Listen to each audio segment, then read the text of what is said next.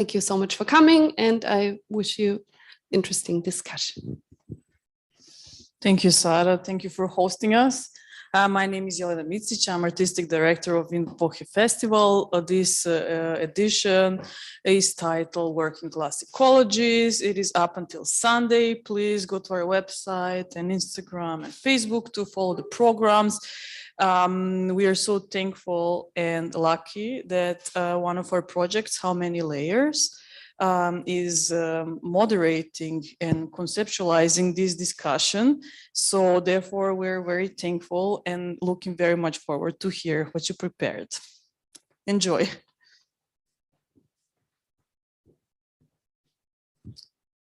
Thank you very much. My name is Alexandra Frustorfer. And in cooperation with Nina Sandino, we are working together on the project How Many Layers?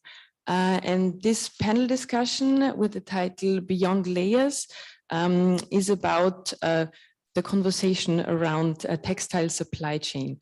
So we want to share here experiences and ideas, struggles, challenges, but also visions for the future and how we imagine the textile supply chain to become more equal, more fair, and more sustainable in the end. Wow, this sounds very ambitious, but yes. So we invited different protagonists working in this, in activism, also in resources, in material management, in social enterprises, to talk about this. They are all coming from the textile cosmos in one way or the other.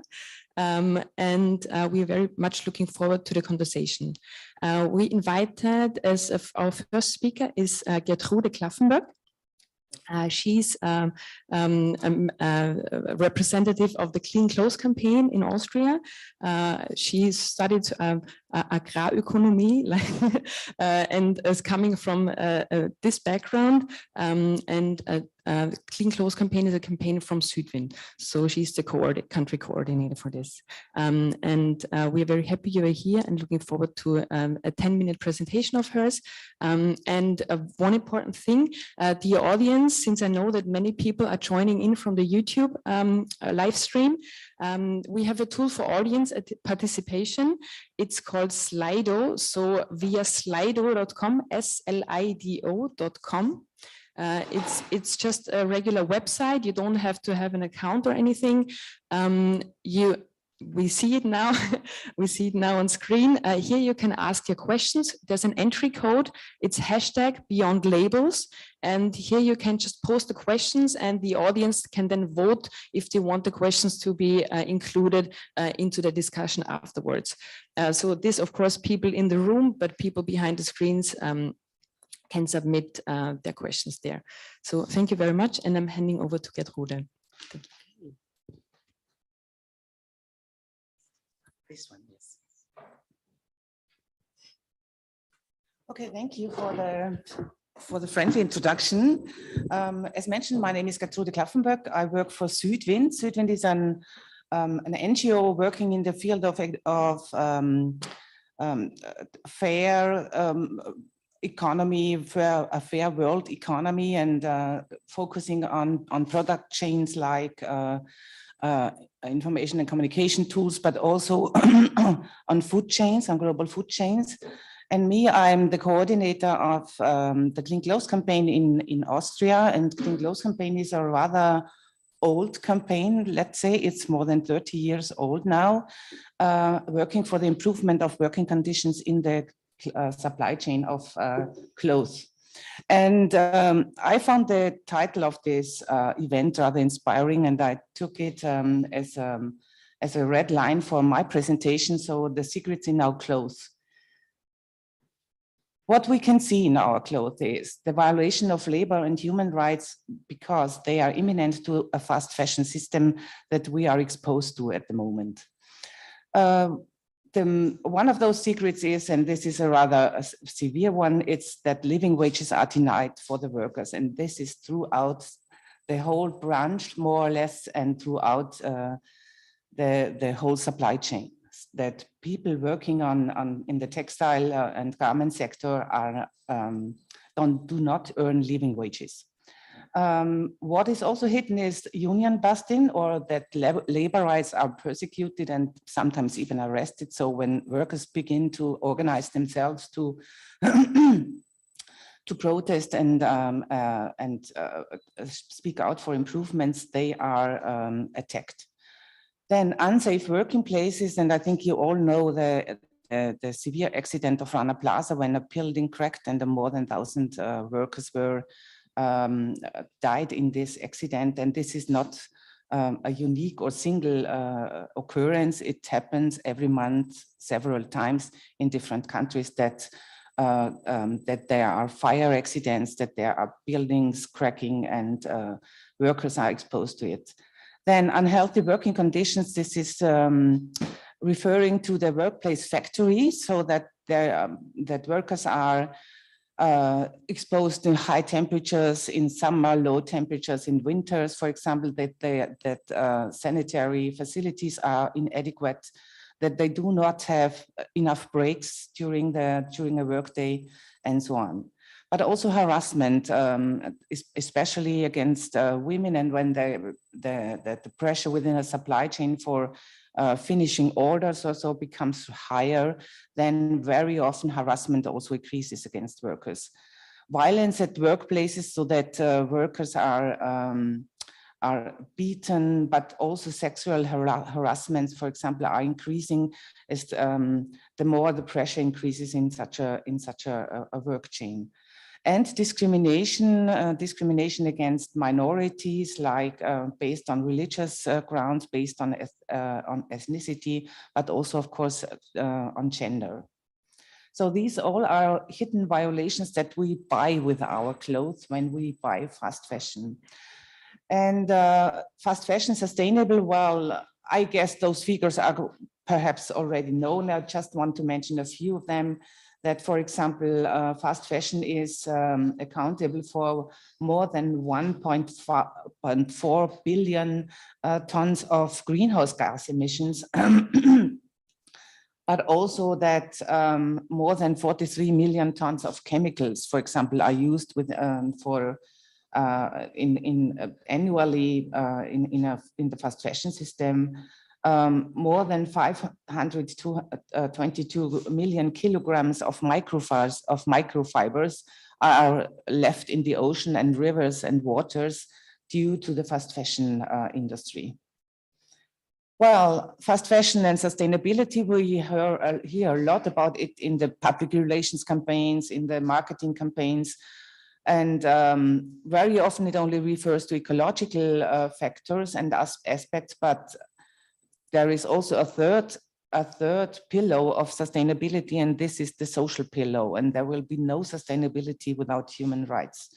And I will just refer to one of them, of the most widespread and most severe aspects, that's the living wage. A living wage should cover all expenses of a worker and part of his family or her family, expenses for food, for healthcare, for education, for housing, for clothing and transportation, and a kind of saving for higher expenses, for example, when something has to be repaired.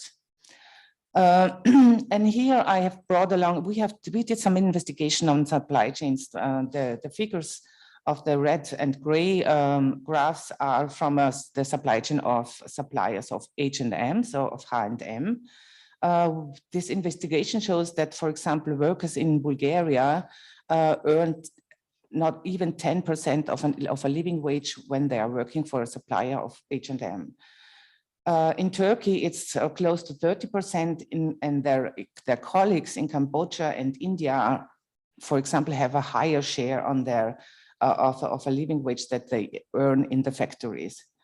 The blue graphs here show suppliers of supply chains, for example, of brands like Esprit, Gary Weber, Hugo Boss, and they are also not higher than 20% or earn 20%, or some of them might code for 33%. But when we see in our investigations throughout the Eastern European countries, so in average, the the minimum wage should at least be 4 times higher than it is now in every country. Yeah, so you see the figures like, for example, Turkey, 34%, or even Czech Republic, 31%. So that's one of our neighboring countries. And very many clothes producers and textile producers also in Austria don't come along without one of the production steps in one of those countries. Yeah. So, and just to break this down to a basis of everyday lives, yeah. Here you see there's some figures how long a worker in a factory would have to work for 1 liter of milk to buy, yeah. And in Germany, it's at about 6 to 7 minutes, but compared to Ukraine, they would work an hour for 1 liter milk, yeah. So there are, and of course, workers in those regions have developed some survival strategies because they do not come along with this wages they earn. So either they work excessive overtime, or they have 1 or more additional jobs. They do some subsistence farming if they have access to land, or they are indebted. They really take credits, have to take credits from their friends, or on the private credit markets, because for banks they are often not eligible, or they are migrating to Western European countries. And now, what does it look like when a crisis comes to this really already heavily under pressure workforce, and a crisis comes on the top, like we have seen with the Corona crisis.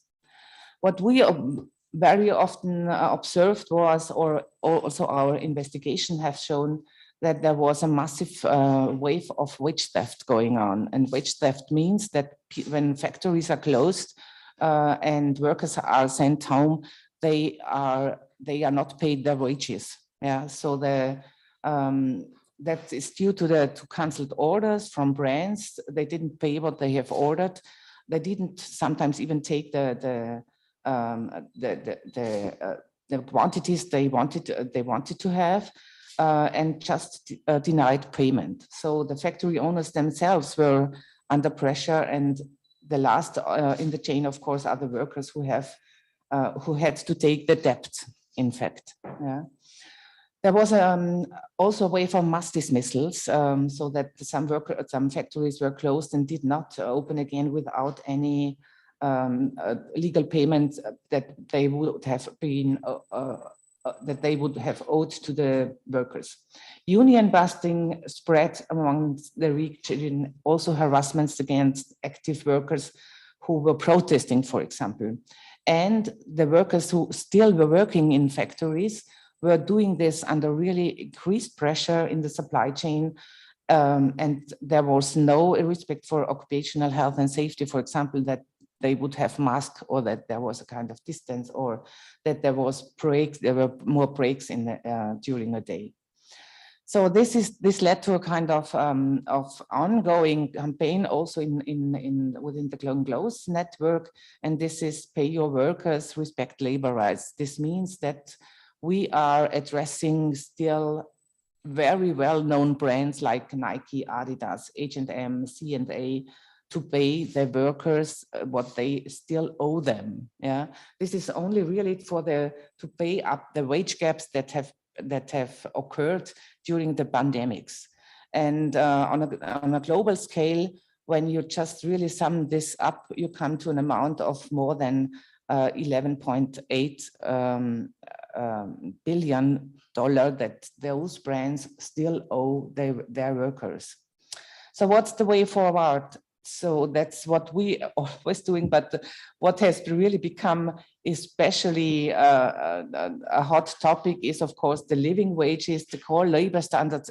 After all, it's one of our ongoing campaigns when it comes to laws for sustainable supply chains, that we really point to stick to the points that core labor standards have to be respected. And this means, of course, living wages, safe and decent working conditions, that there are regular working contracts, because one of our latest investigation, we have seen that also the work relationships become increasingly flexible, and we are really heading more like into a kind of working conditions that we have seen some centuries ago, so that workers are hired only on a day-to-day basis instead of a continuous working contract.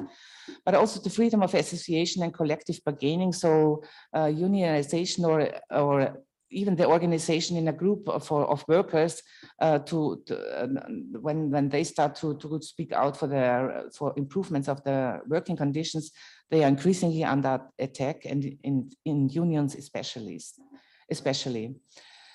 So, and also that companies and even brands who really are the first to get to order clothes in certain quantities and within a time, that they really take care that there is no discrimination, no child labor, no excessive overtime, and no forced labor in that chain.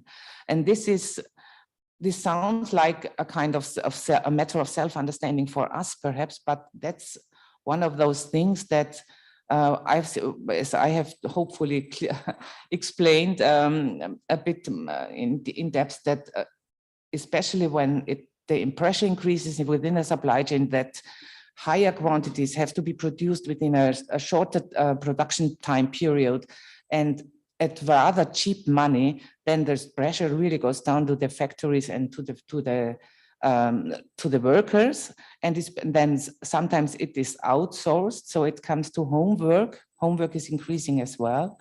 And what we often see, then it comes also to child labor, then that child labor is also increasing, either direct child labor or indirect child labor, so that when children, for example, have to do more of housework and family work instead of the parents. Yeah. So, well, we all are responsible for this, more or less, we as citizens and consumers, but we have different role and ranges of responsibilities. For example, companies have to respect labor and human rights to they have to clean up their supply chains and remediate harm, sufferings, and damages. Governments have also a role to play, and they are actually the first and the most important player in this game, let's say, as governments are obliged to respect, protect, and guarantee human rights. Yeah, so they have to hold companies accountable, stop impunity, so that these violations cannot take place without any sanctions, without any punishments. And they have to give access to justice for victims. So even for a worker in India, in Bangladesh, or Indonesia, they should have access to justice also in European or US countries. And citizens, I think our role is, first of all, we are citizens, we are not only consumers, and we also should hold our governments accountable that they take care for their obligations.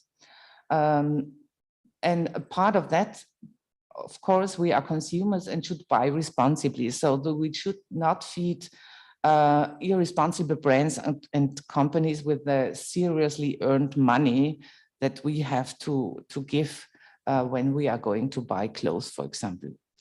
So at the moment, what is upcoming on this field of, in this political field, is that there is under development and negotiation now a directive at the EU level on sustainable company, just let me see, SDDD is the directive on sustainable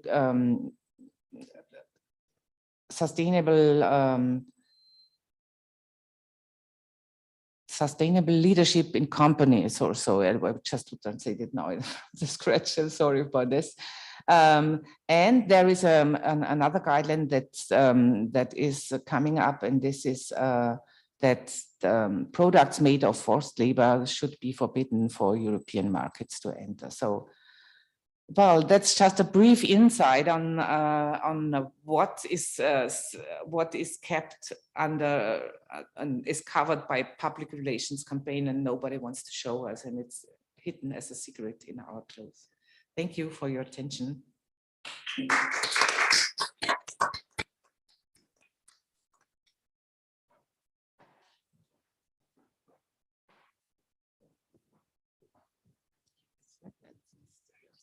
Thank you very much, Gertrude.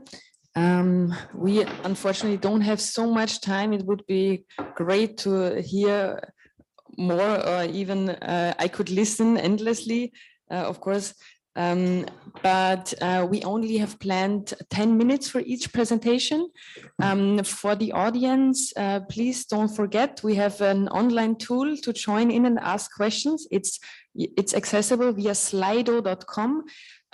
With the entry code Beyond Labels, hashtag Beyond Labels. And for the next speaker in our round, I want to introduce very briefly Elisabeth Mimra. She's the manager of the Sachspenden in Carla Nord, like the Sachspenden department, or I don't know how to put it now, but it's the Carla. It's they take donations of various kinds, objects, but also textile. So they have a large textile department, and I will give the stage to you, Elisabeth. Thank you. Thank you very much for the invitation. I'm responsible for Carla in Vienna. Carla is spread around Austria. Oh, where's my presentation? Can you help me, please? Oh, does this Yeah, one, right? this one. Yeah. Presentation is Okay, thank you. Yeah, I'm responsible for the Viennese stores. We have 2 large stores here, and we collect a lot of items of all kinds, and especially textiles. Yeah, Carla is a platform that collects all kinds of serviceable donations, from furniture to clothes. We have carpets, books, electric devices, musical instruments, and many other things that we distribute or resell in our shops. In our shops, you can find all sorts of things you might have in your own household as well. Our earnings can finance our social projects. We offer temporary jobs to long-term unemployed people. We integrate them into our existing teams in different departments of our shops. They are trained on the job, and there's always the possibility to speak to a social worker to reduce their placement handicaps. The jobs can be part or full-time to cater the person's needs. We even offer the possibility to train only a few hours a week, so the persons can make the first steps into working life again. We also offer a special shopping card for people who are at risk of poverty, so they can buy clothes 70% of the normal price in our shops for themselves and for the family members. We support people with free clothes in Lower Austria and in all our shops. If there are people in need, for example, in winter time, when a person is not properly dressed, we give them all they need for the season. Additionally, we support refugees at the moment, especially those from Ukraine. As a result, we're sometimes misunderstood as a social shop, but in reality, we're open for everyone. This is very important for us because we think that people of all cultures and origins should get together so that underprivileged people have a normal shopping experience. Carla is a place where people with low income can choose good quality for a low price. Sustainability is very important for us. We try to save as many donated items as possible. In 2021, we brought 4,500 tons of different things back to Second Life. The rest that can't be used again is properly recycled and sorted.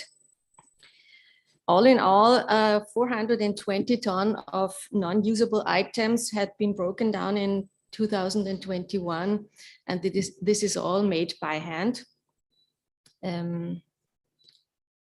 We run 2 huge stores, as I mentioned, in Vienna, each one with about 4,000 square meters of sales area. About 800 square meters in each shop is dedicated to textiles and accessories. Every day we get about 2 to 3 tons of clothes, shoes and accessories per shop that people personally bring to us. This is sorted and about half a ton of this can be resold. As a first step of sorting, our employees have always been aware what kind of fashion is trendy. The material and the production value of the clothing determines if it will be sold in the shop. We look for reputable brands, high quality clothes and vintage dresses as they are very asked for. In the second step of sorting, we take a closer look at the items. We look for stains, small blemishes, we look for intact zippers and other imperfections. And then a price is determined and the item is put out for sale. This procedure is very fast and there are only a few seconds for each item to think about it. Usually 1 or 2 persons are doing the sorting each day for each shop. So we have to hire people with a good sense for fashion and experience with textiles. They need to have a good fitness level as well because of the sheer amount of items they are hauling every day. Additionally, they also pack the rest of the clothes that are not needed for our shops into big bags that weigh about 15 kilos per bag. So 1 person is handling about 500 kilos to 1 ton of clothing every day. But as I explained, that there's not only the sorting our employees have to do, they also have to train and explain procedures to our long-term unemployed colleagues, as they should gain experience while they're with us. Only a few things are worth to be Googled to have a good baseline for what it is worth if we're not sure about the price or the brand. We only do this with high quality designer clothes or other items that we are not sure if they are fake or not. This problem is getting bigger because fake items are widely available and it is getting more difficult to spot them. If we're not sure if the item is real or fake, the item must be destroyed and cannot be sold. The rest of the sorting is divided in 2 parts. One is the second quality. It's mostly usable, but not high quality, or items that we have lots of and that can't be sold in such quantities in our shops. For example, blue jeans. These are sold to small retailers in bulks or big bags. The other part is simply waste that can't be used again. Everything that is dirty, rotten, damaged, or has been stored in dump places. We also collect textiles in containers all over Vienna and in the surrounding area, also in Lower Austria around Wiener Neustadt. We have about 240 containers in total. In 2021, we collected approximately 1,300 tons of textiles with our containers and 750 tons in our shops.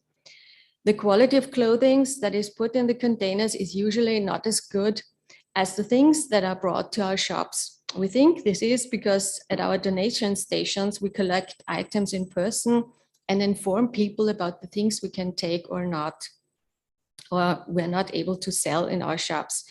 When you put your bag into a container, nobody watches you. And sometimes people think getting out waste is not a big effort.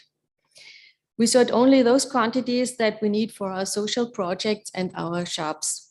Other projects of Caritas and houses where refugees or homeless people live can order for their clients, and we offer this service for those people in need. The rest is being sold to small retailers or our certified wholesalers. Small retailers come from countries surrounding Austria and have small businesses and sell the clothes in their own shops. At the moment, our wholesalers come from Germany and Italy. We always require them to prove if they fulfill all legislative framework. Our partner in Germany works with social organization Verwertung that checks regularly if the process of sorting, the treatment of employees, and the waste management is done rightfully. In the past years, we found that the quality of textile is declining.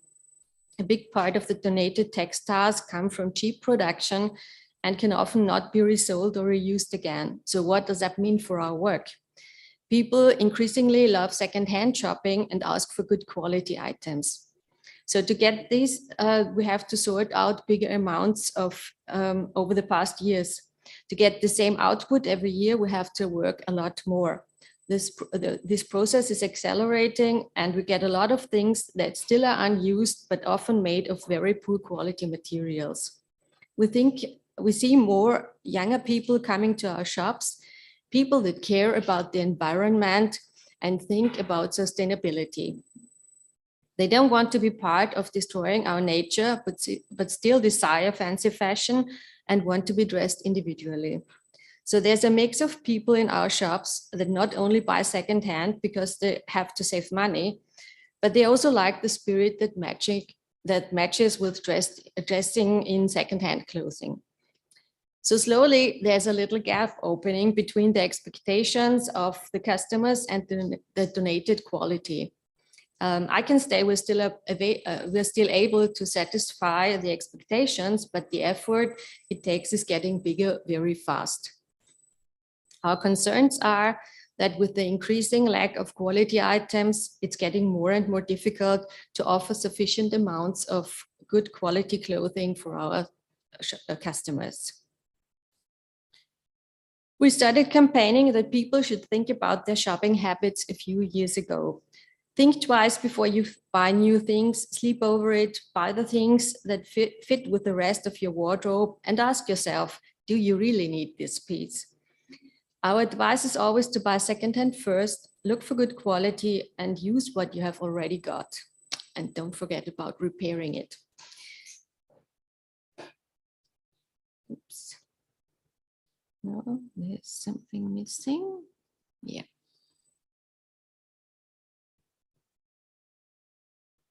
Don't know. Sorry. I don't know why I can't open this page.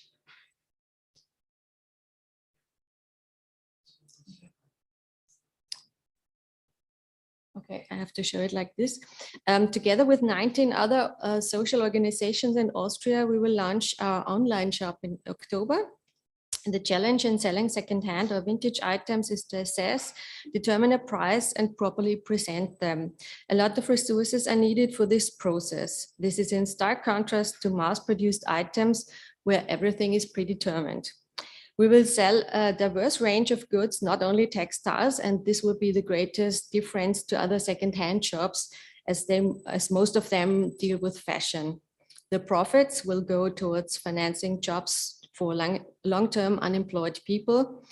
And there will be a wide range of low-priced and high-quality items that will be affordable to people in need.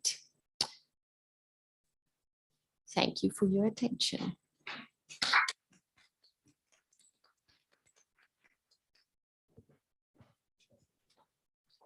Thank you very much, Elisabeth.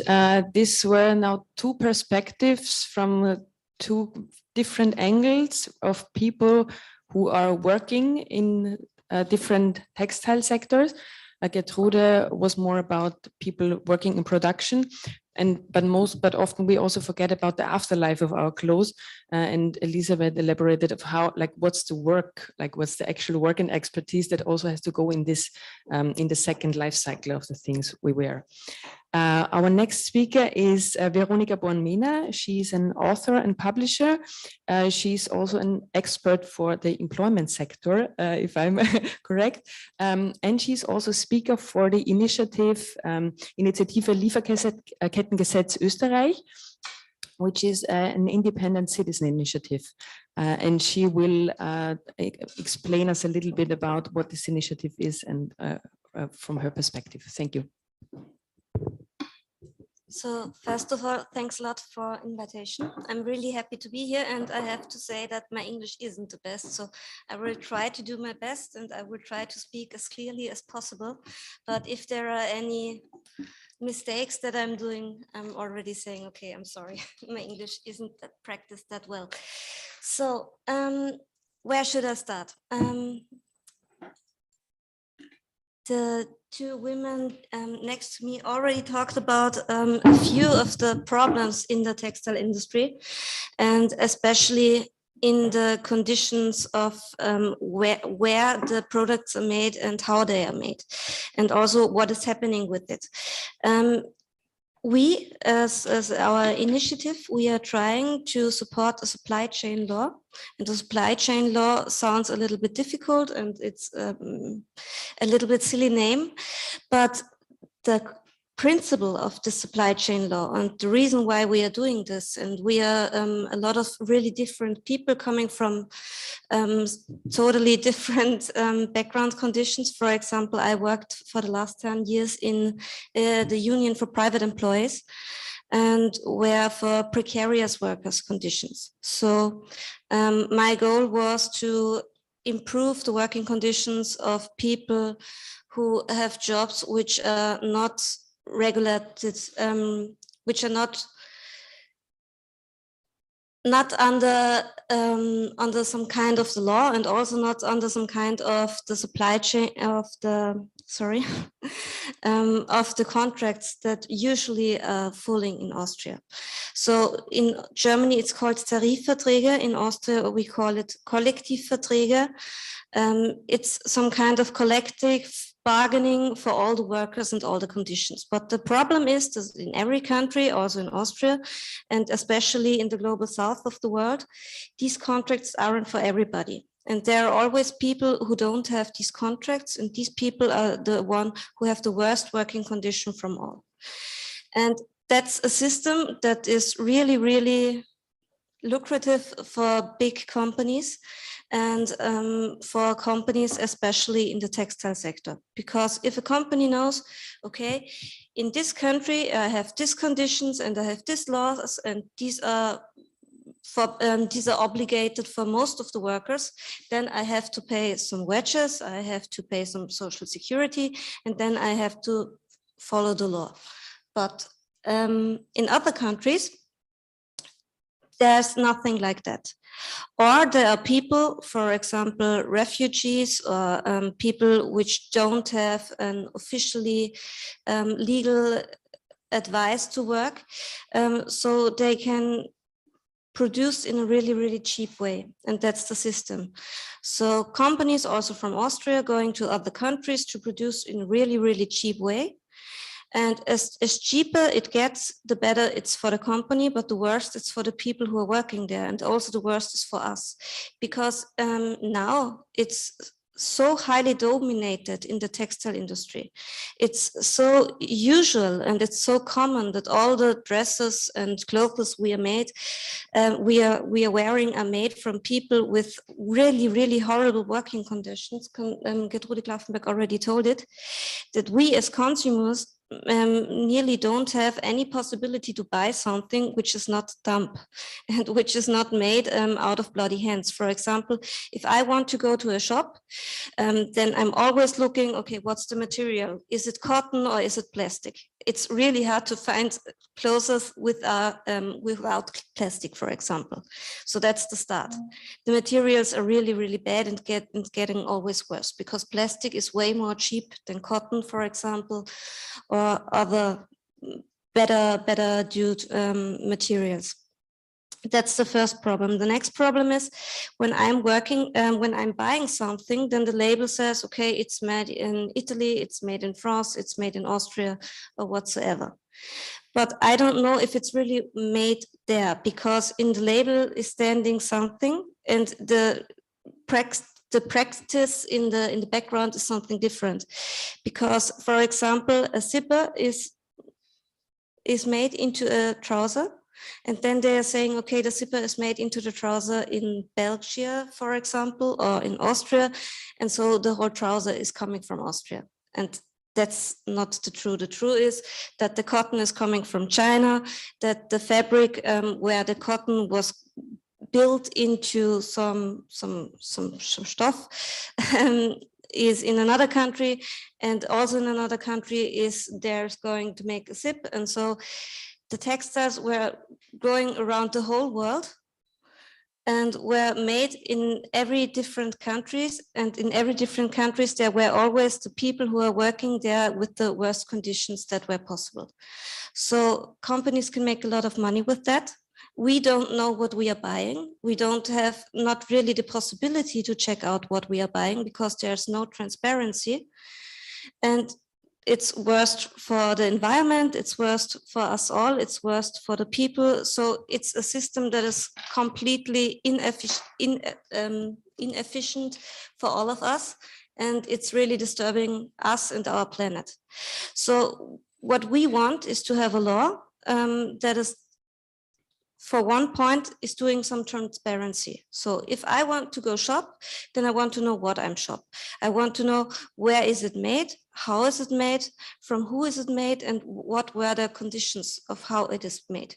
So that we do really have the possibility to be responsible for what we are wearing, because now it's more a theory. So we can say, okay, I'm trying to do my best to buy something which is not completely unacceptable, but to be honest, it's really hard, except if you're buying some already used stuff, then it's way more easy. But if you want to buy something new, then it's really, really hard. And you already have to be some kind of a detective to buy something which is not unacceptable. So transparency is the first step. The next step would be that a company, for example,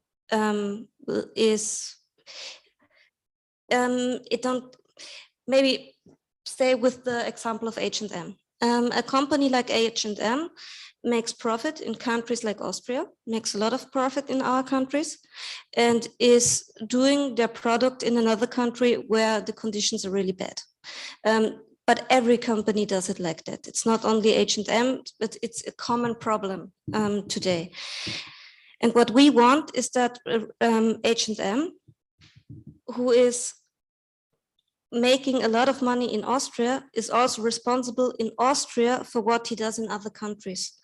So if there's, for example, child labor or slave labour or something else, or big destroyment of the environment, that H&M have to be responsible here in Austria. And if we in Austria say, okay, I don't want to buy something where a child had to work for, or where there was modern slavery working conditions for, or the environment was polluted by, then we could go to a law and we can say, okay, H&M, you have to be responsibility, you have to fit in these rules, you have to pay this kinds of so that it hurts. And the last point, and I think that's a most important point, behind these companies there are always people. There are always people who are working there, who are leading these companies and who are responsible for the decisions the company is done. And these persons have to be responsibility in person. So for example, the CEO of a big company have to be responsible for what his company is doing. That is really important, because if not the CEO himself is responsible, but only the company, then the company can always make it into the price. For example, if we are buying something in the supermarket or in a store, they are always calculating when they are doing the price that some stuff is being stolen or is damaged or something like that. So if they would pay some kind of debts, I think we say debts, Strafe, debts? Punishment. Penalties, yeah, thank you. So if companies know that they have to buy penalties a lot of the time, then they simply does that they say, okay, we price it in. So we know, okay, we have to buy these penalties, and that's why we are doing this price, so it doesn't hurt us. That's the problem. But if the CEO of the company himself would be responsible, if he would maybe have to buy himself from his private money, then it would be something different. And it would be also really something different if the CEO himself has, for example, has to go to jail for really, really bad, crucial stuff which is happening in Romania, in Hungary, in Spain, in Italy, everywhere around the world. So it's not only about the global south, it's also about the countries directly next to us. For example, in Romania, a lot of trousers were made. In Romania, a lot of the fashion industry now took place because we are all, when we shop, we want to have our dresses way more quick. So we want that if I pay today, then the delivery is tomorrow. What's not really possible if the stuff is coming from China. So that's the reason why way more stuff is getting produced now in Europe again and not in China anymore. And that's also the reason why the working conditions in our neighbor countries are getting way worse. And if we want to stop that, if we really want to have a choice, so if we as consumers really want to have the possibility to say, okay, I want to know what I'm buying, and I want to buy something good, I want to buy something which is not made by children or with pollution, then there's only the possibility that there is law that is saying, okay, the company is also responsible in the country where he is doing his money. So only if we in our highly developed, really rich countries where the companies are making all their money, only if we are the one who are saying we don't want this anymore, and we are the one who have the responsibility and say it have to be like that, only then the companies will change the art of work and the kind of system of producing in the other countries. I think that's the only possibility how it will really work.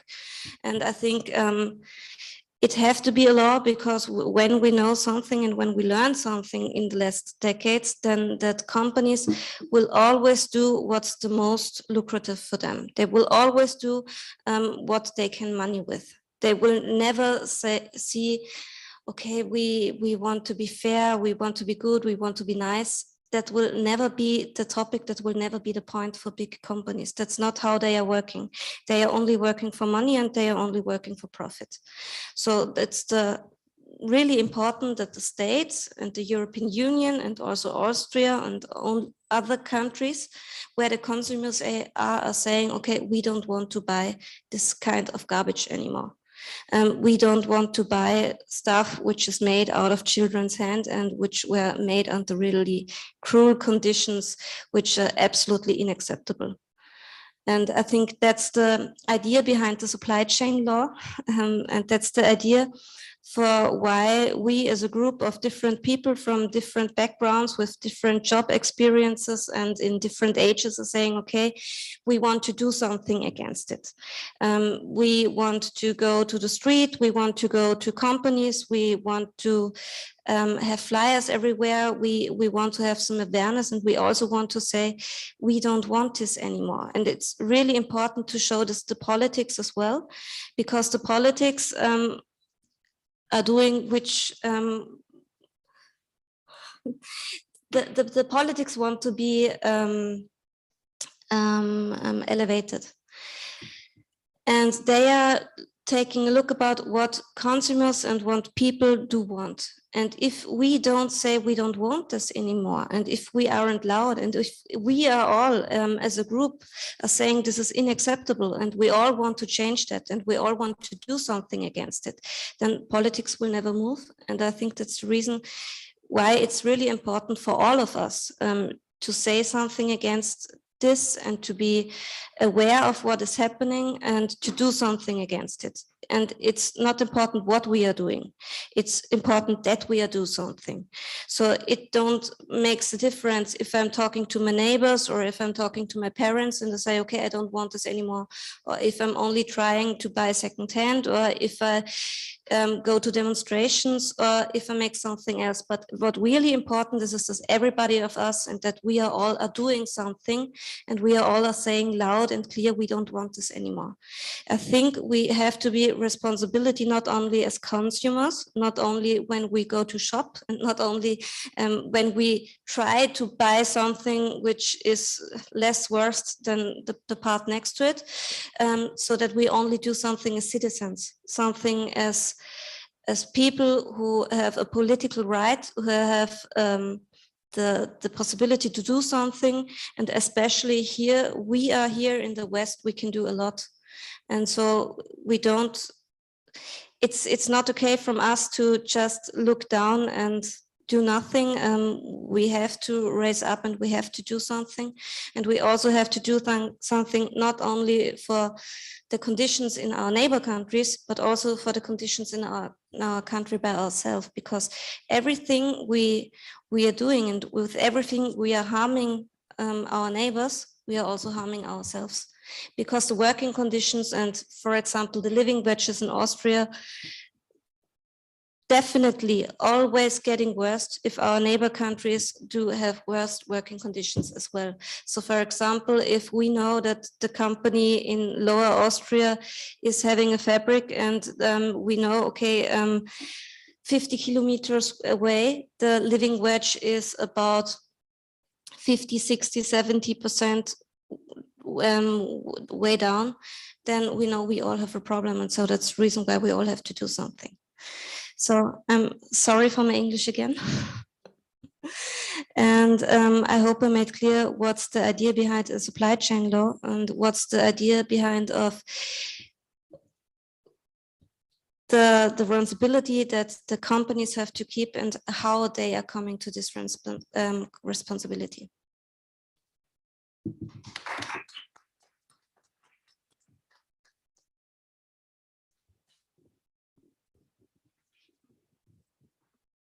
Thank you very much for these insights. We will now, excuse me, can I sit on this chair instead of you? We will now open up the first round table with the three of us. I already saw that there were questions submitted from the audience. And we heard a lot about the miseries in working conditions globally. So I would like to start maybe with one question that I try to formulate in the best way. Of course, it's very complex. There's so many processes behind those simple things we are wearing. So it's really hard to get a hold of all the supply chain, all the actors, all the countries, all the factories that are involved. And of course, it's very hard also to be in control of what is happening there, what are the conditions. So we in a way try to find also in the formats we are like in workshops, we try to find what is the core of the problem, because this of course is the misery behind the products is of course a symptom of our need for cheap and lots of clothes. So it's in a way, so for us, it's in a way, you always ask yourself the question, if the things you are doing when you're promoting more sustainable ways in fashion, if this is effective in a way, and what would be the most effective screw to turn in a way. So there's maybe a bit of a provocative question now, but if the problem is fast fashion rather, wouldn't it be better to focus on promoting alternatives to fast fashion than promoting or than fighting for living wages in countries on the other side of the planet? So it's like, of course, it needs both, but just a question up front. Maybe this is very relevant for Gertrude and Veronika. So it's a question for the both of you. Should I start? And you join in? Yeah. Yeah. What's the core issue? I think,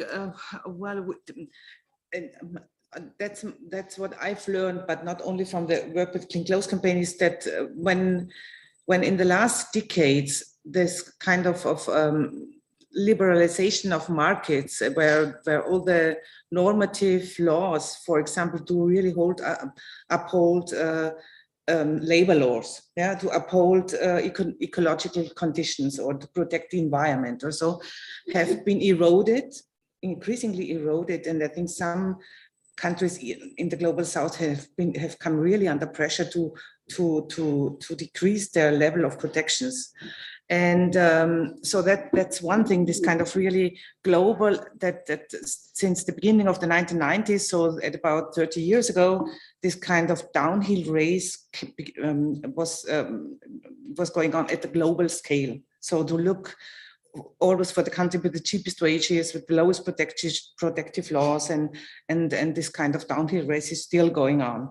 And another factor is, I think, that what we saw also since the 2000 years, that there was a really steep increase of this kind of fast fashion system. Yeah? And this would not have been possible without the cheap synthetic fibers from the oil industry. Yeah, so that's, I think, these two reasons why this fast fashion system became so successful. And another point is that I think in a similar way with this opening of markets and every protective law is a trade barrier, is a barrier to free trade.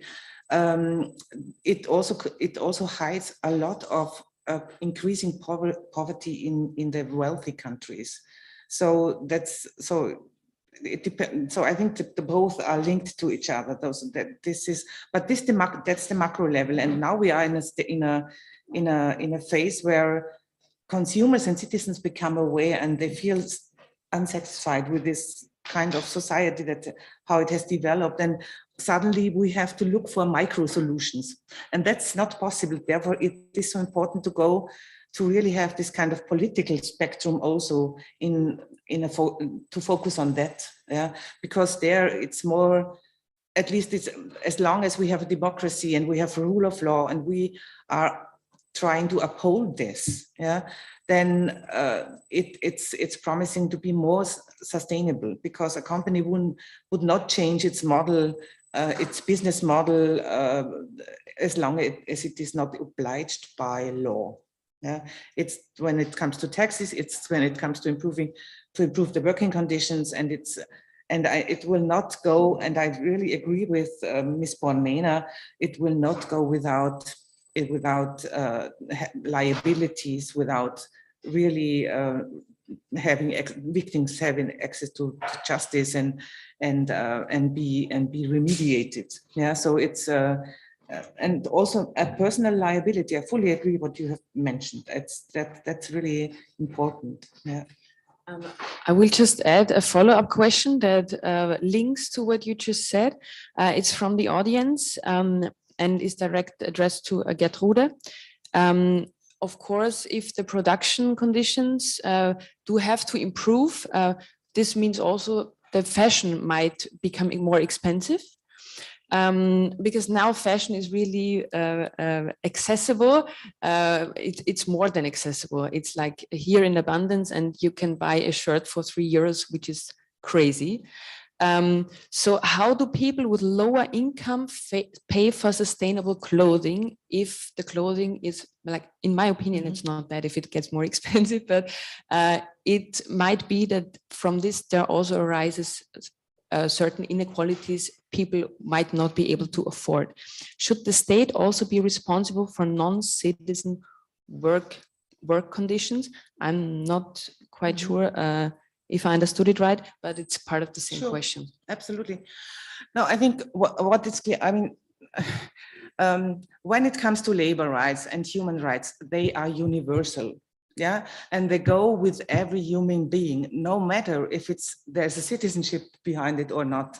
It's a human being entitled with rights, yeah, with labor rights, with human rights, and every state is obliged to protect, respect, and really guarantee.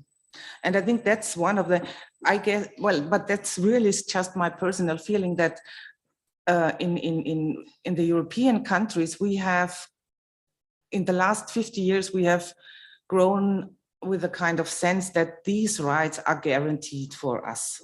Yeah, so we might not have the feeling how it really, we don't have the experience what it really means when these rights are denied and abused, and we have. So that's the point, and I think that what I really feel that we have our politicians to make accountable for this kind of arrogancy. Yeah, and for this kind of ignorancy that's going on, because actually in a society like Austria, it shouldn't be necessary to have a Caritas. Sorry about this. I mean, you will not lose your job, I guess. But yeah, but it, as when there are basic rights are respected and guaranteed. There shouldn't be a company that can abuse it. Yeah. So I know that, I mean, I'm old enough that I know that I will not experience a society like this, but I think maybe the next generation. And if we are going to head for this, I'm sure we will, sooner or later, we will really progress with it. And also I think, you know, when it comes, if it really becomes expensive, we really should be aware. You can make a t-shirt with for 20 euros. You also can make it under fair conditions. It's not the labor conditions that make it expensive. It's the public relations campaigns. It's maybe the transports, and especially the transport. We have seen that it's really a huge influence, but it's not the labor conditions. And for us, it's not so important where it is produced, but how it is produced. Yeah. So and the labor the labor rights, human rights should be protected in India, China, and Indonesia, the same way like they are in Europe, for example, or in Africa. Yeah. So. But it's, of course, from our perspective, it's really hard to like have be in control of Sure. all the, yeah. like it's Sure. a very political topic. Yeah.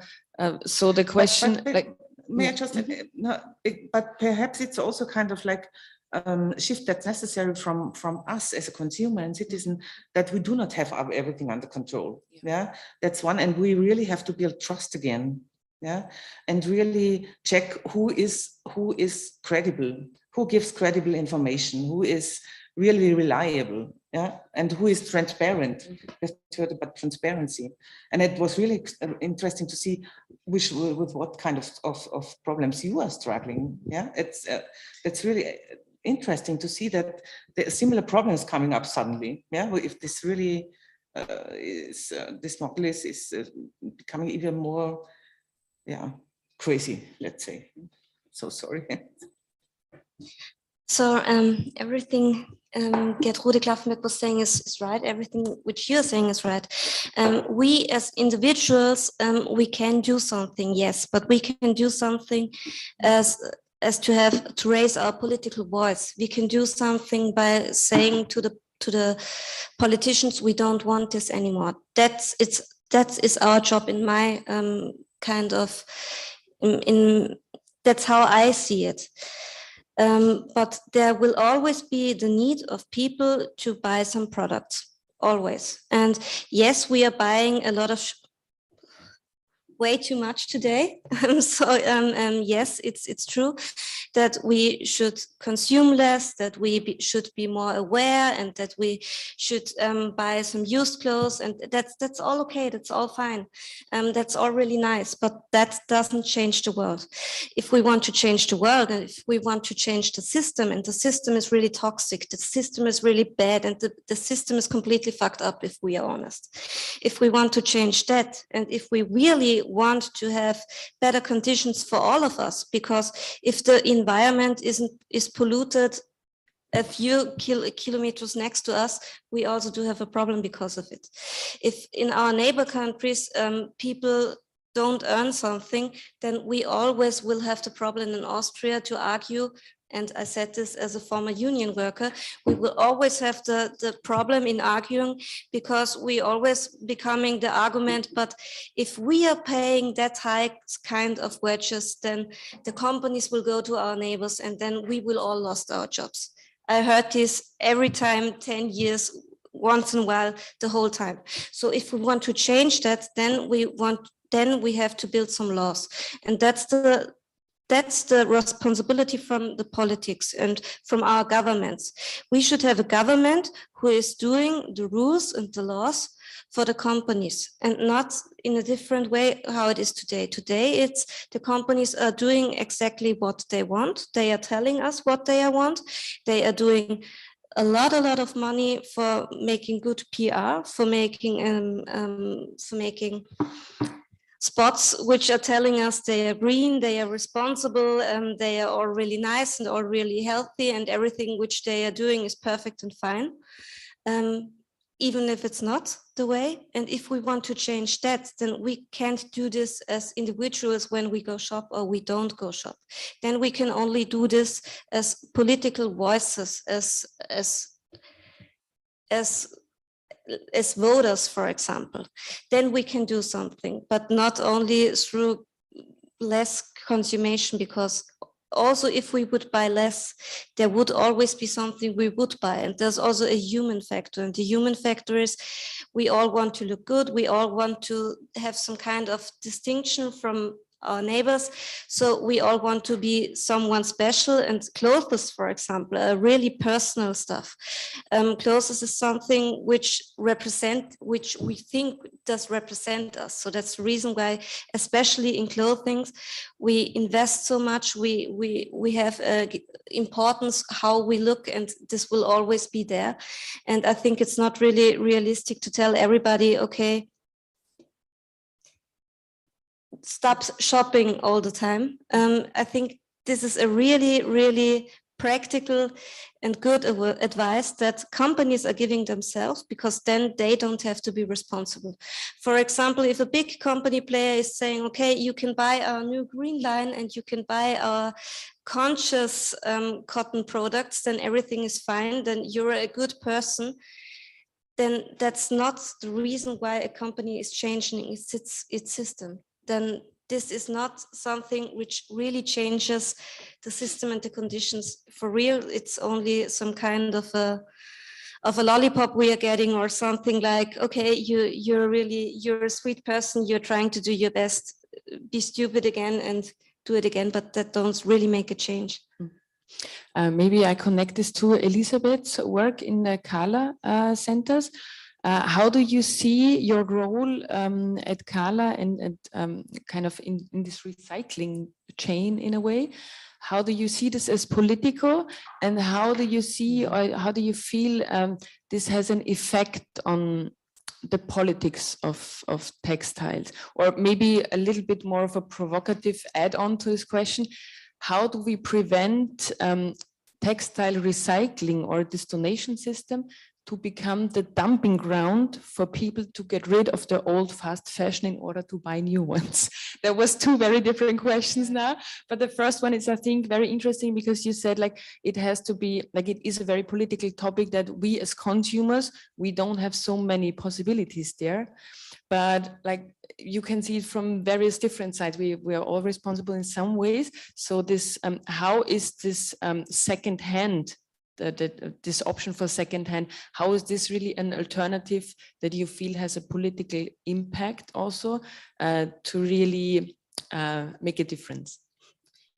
Yeah, we are big collectors, but in some we are a small company, and we trade with a few textiles, and many more are collected, and many more are wasted, and many more are put into the landfills and somewhere else. And this is a great political topic. I think that people that choose to buy a secondhand made a good choice, but that's not all that we can do. A lot of clothing that you have in your closet are still put into the landfills, as a bit still put into the waste. So there's a lot of information that's necessary to put to the consumers and to the donators, and there could be a lot more of recycling and reuse of secondhand clothing. But the problem with the recycling is that it's not possible, because the mixed materials cannot be reused again. So I think this is a great topic to discuss about, because if you use a single material, you can reuse it again, but if you mix it up, it's pure waste then. So this would be also something that needs law behind. I think it should be forbidden. I think it should be forbidden to make trousers only just out of plastic. Really, really cheap plastic with a lot of poison in it. It's only dump.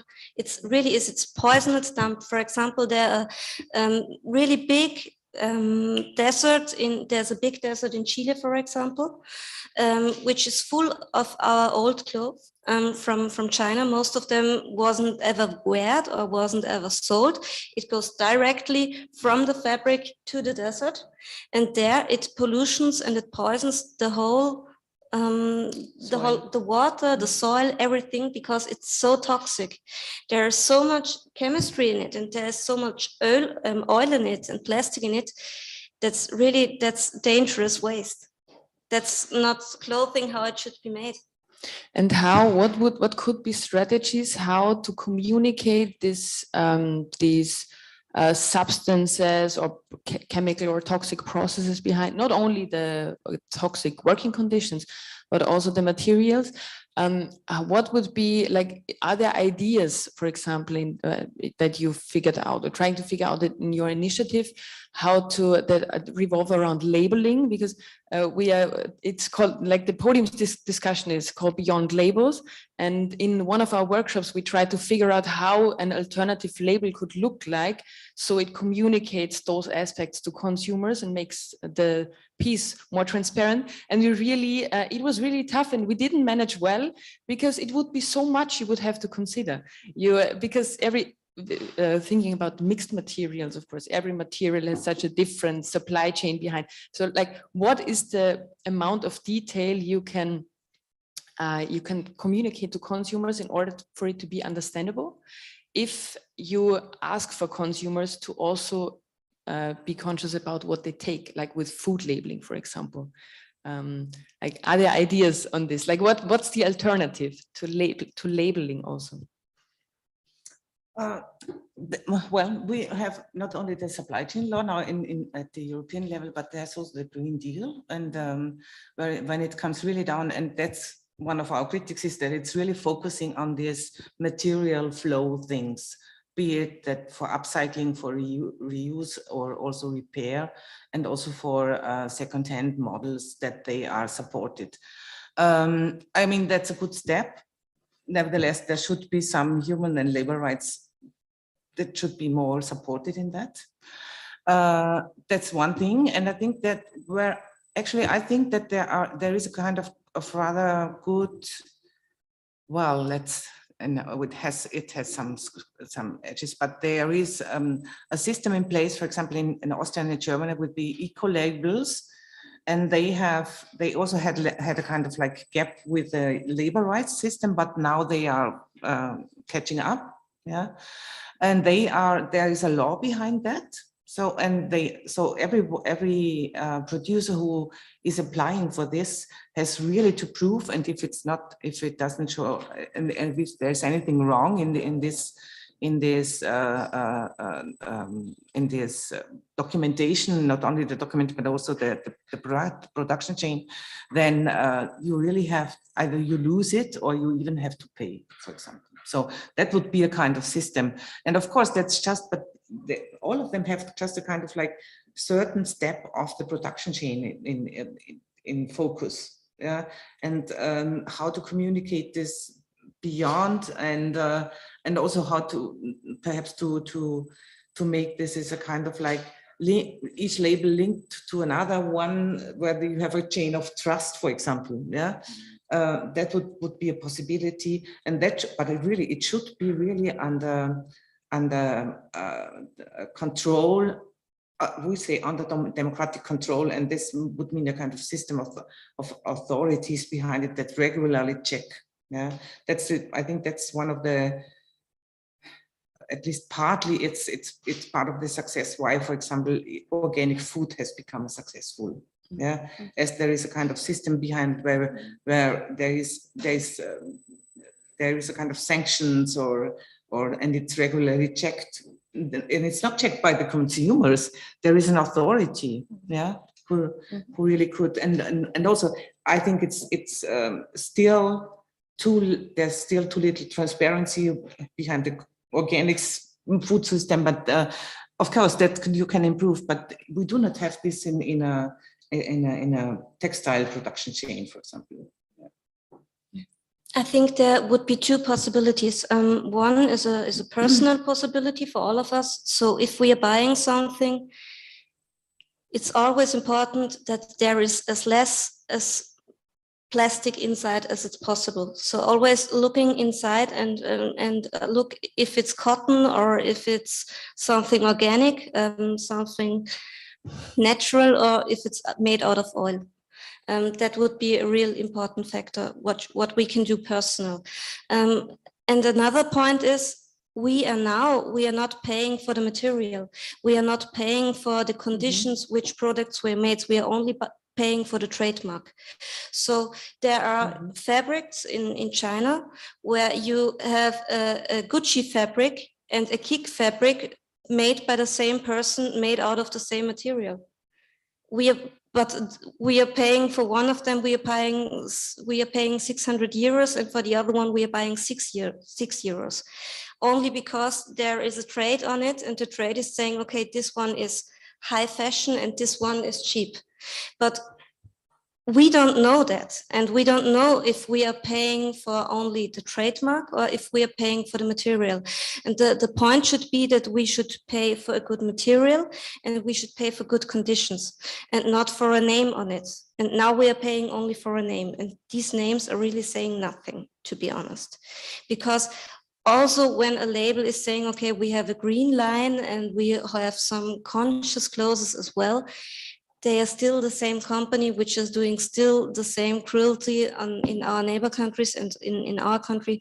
So that's not something which is really working. What would be work if we would say, okay, we have some kind of regulatory which is saying there is only allowed to be at least 10, 20, maybe 30% of the is allowed to be plastic, but not everything.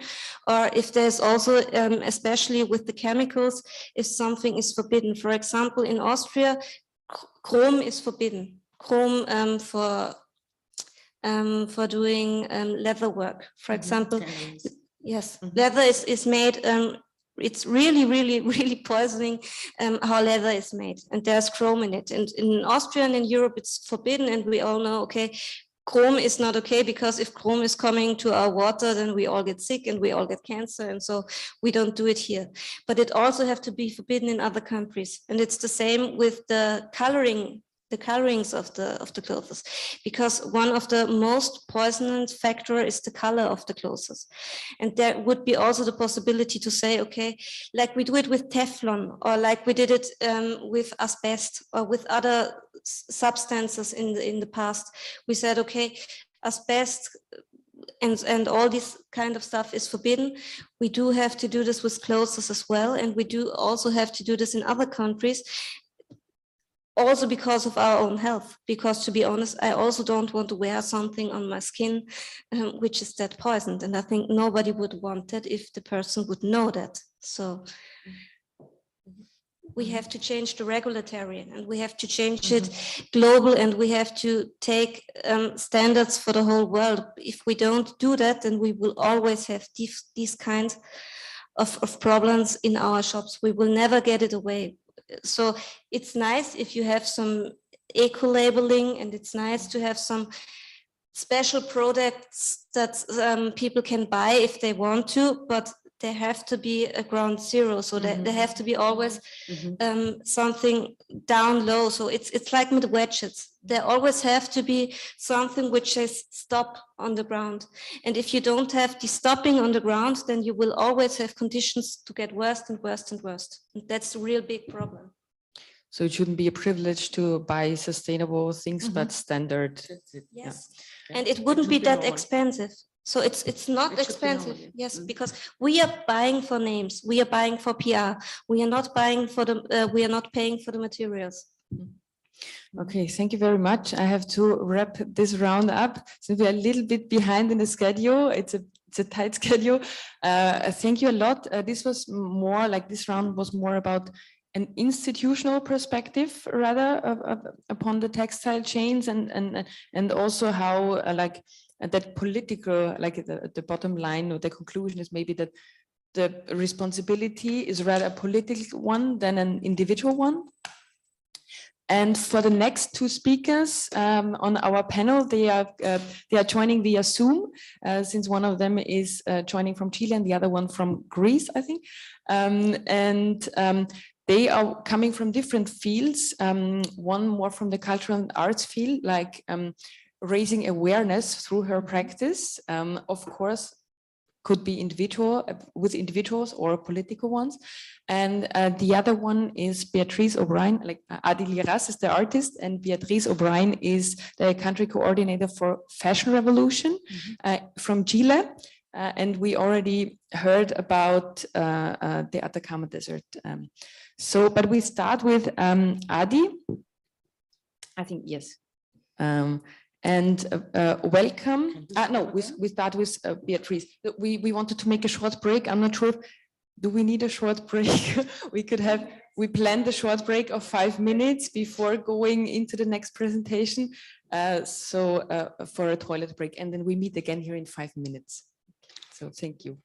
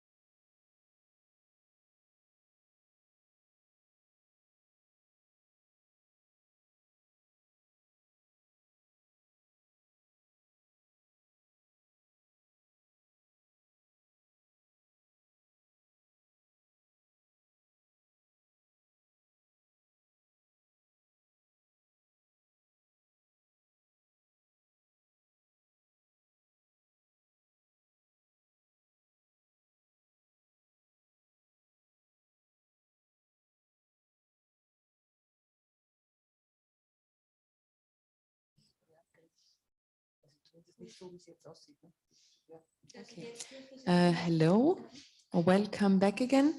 For the second round in our panel discussion, Beyond Labels, the Secrets Hidden in My Closet, our next and last two speakers are joining in from Zoom since they are coming from abroad at the moment.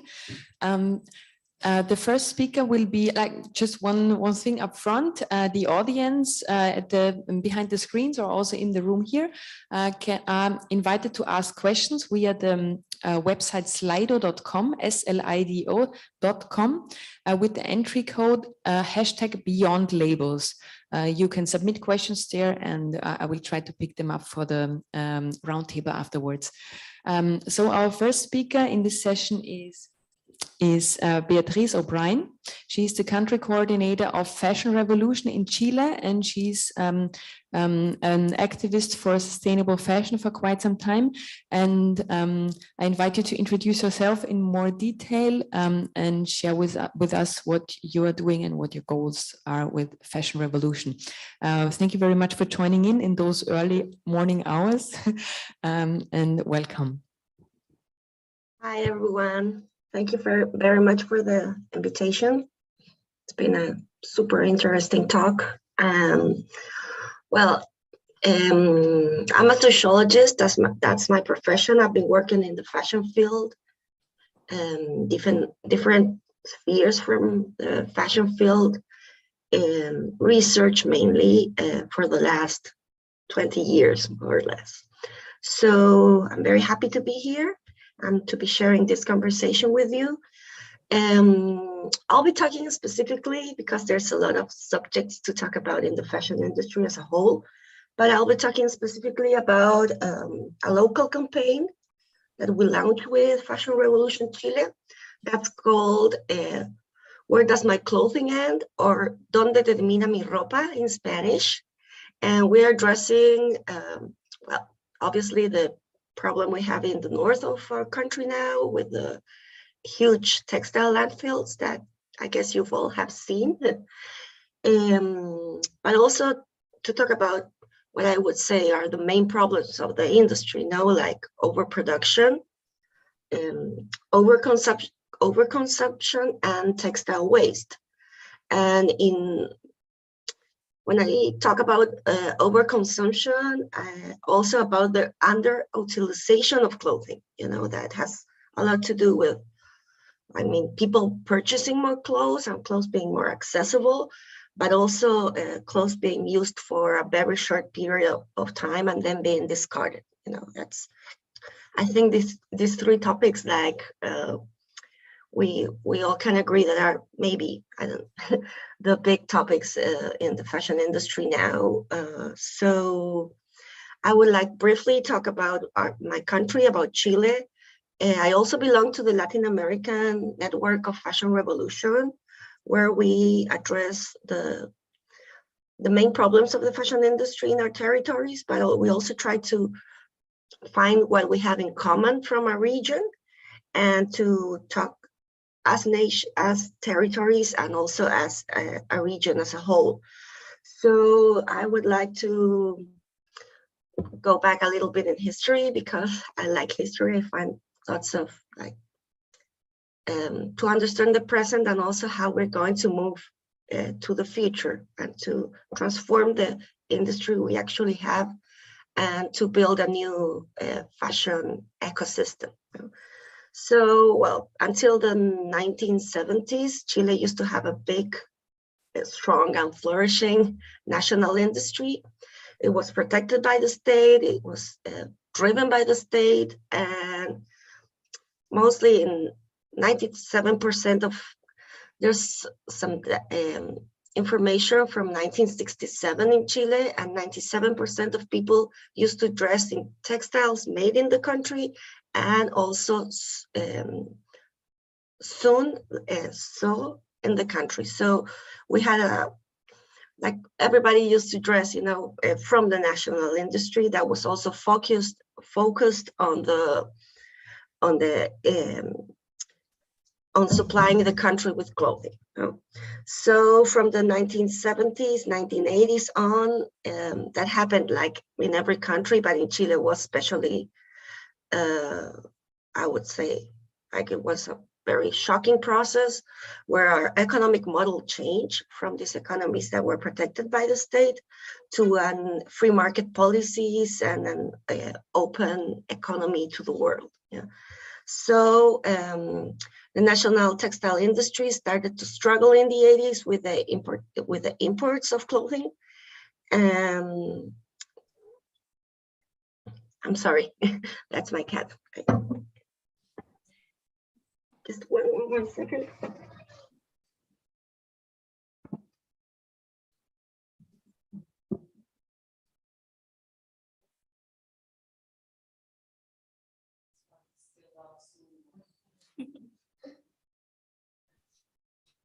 But this could happen in my home as well. Because I'm really sorry about that.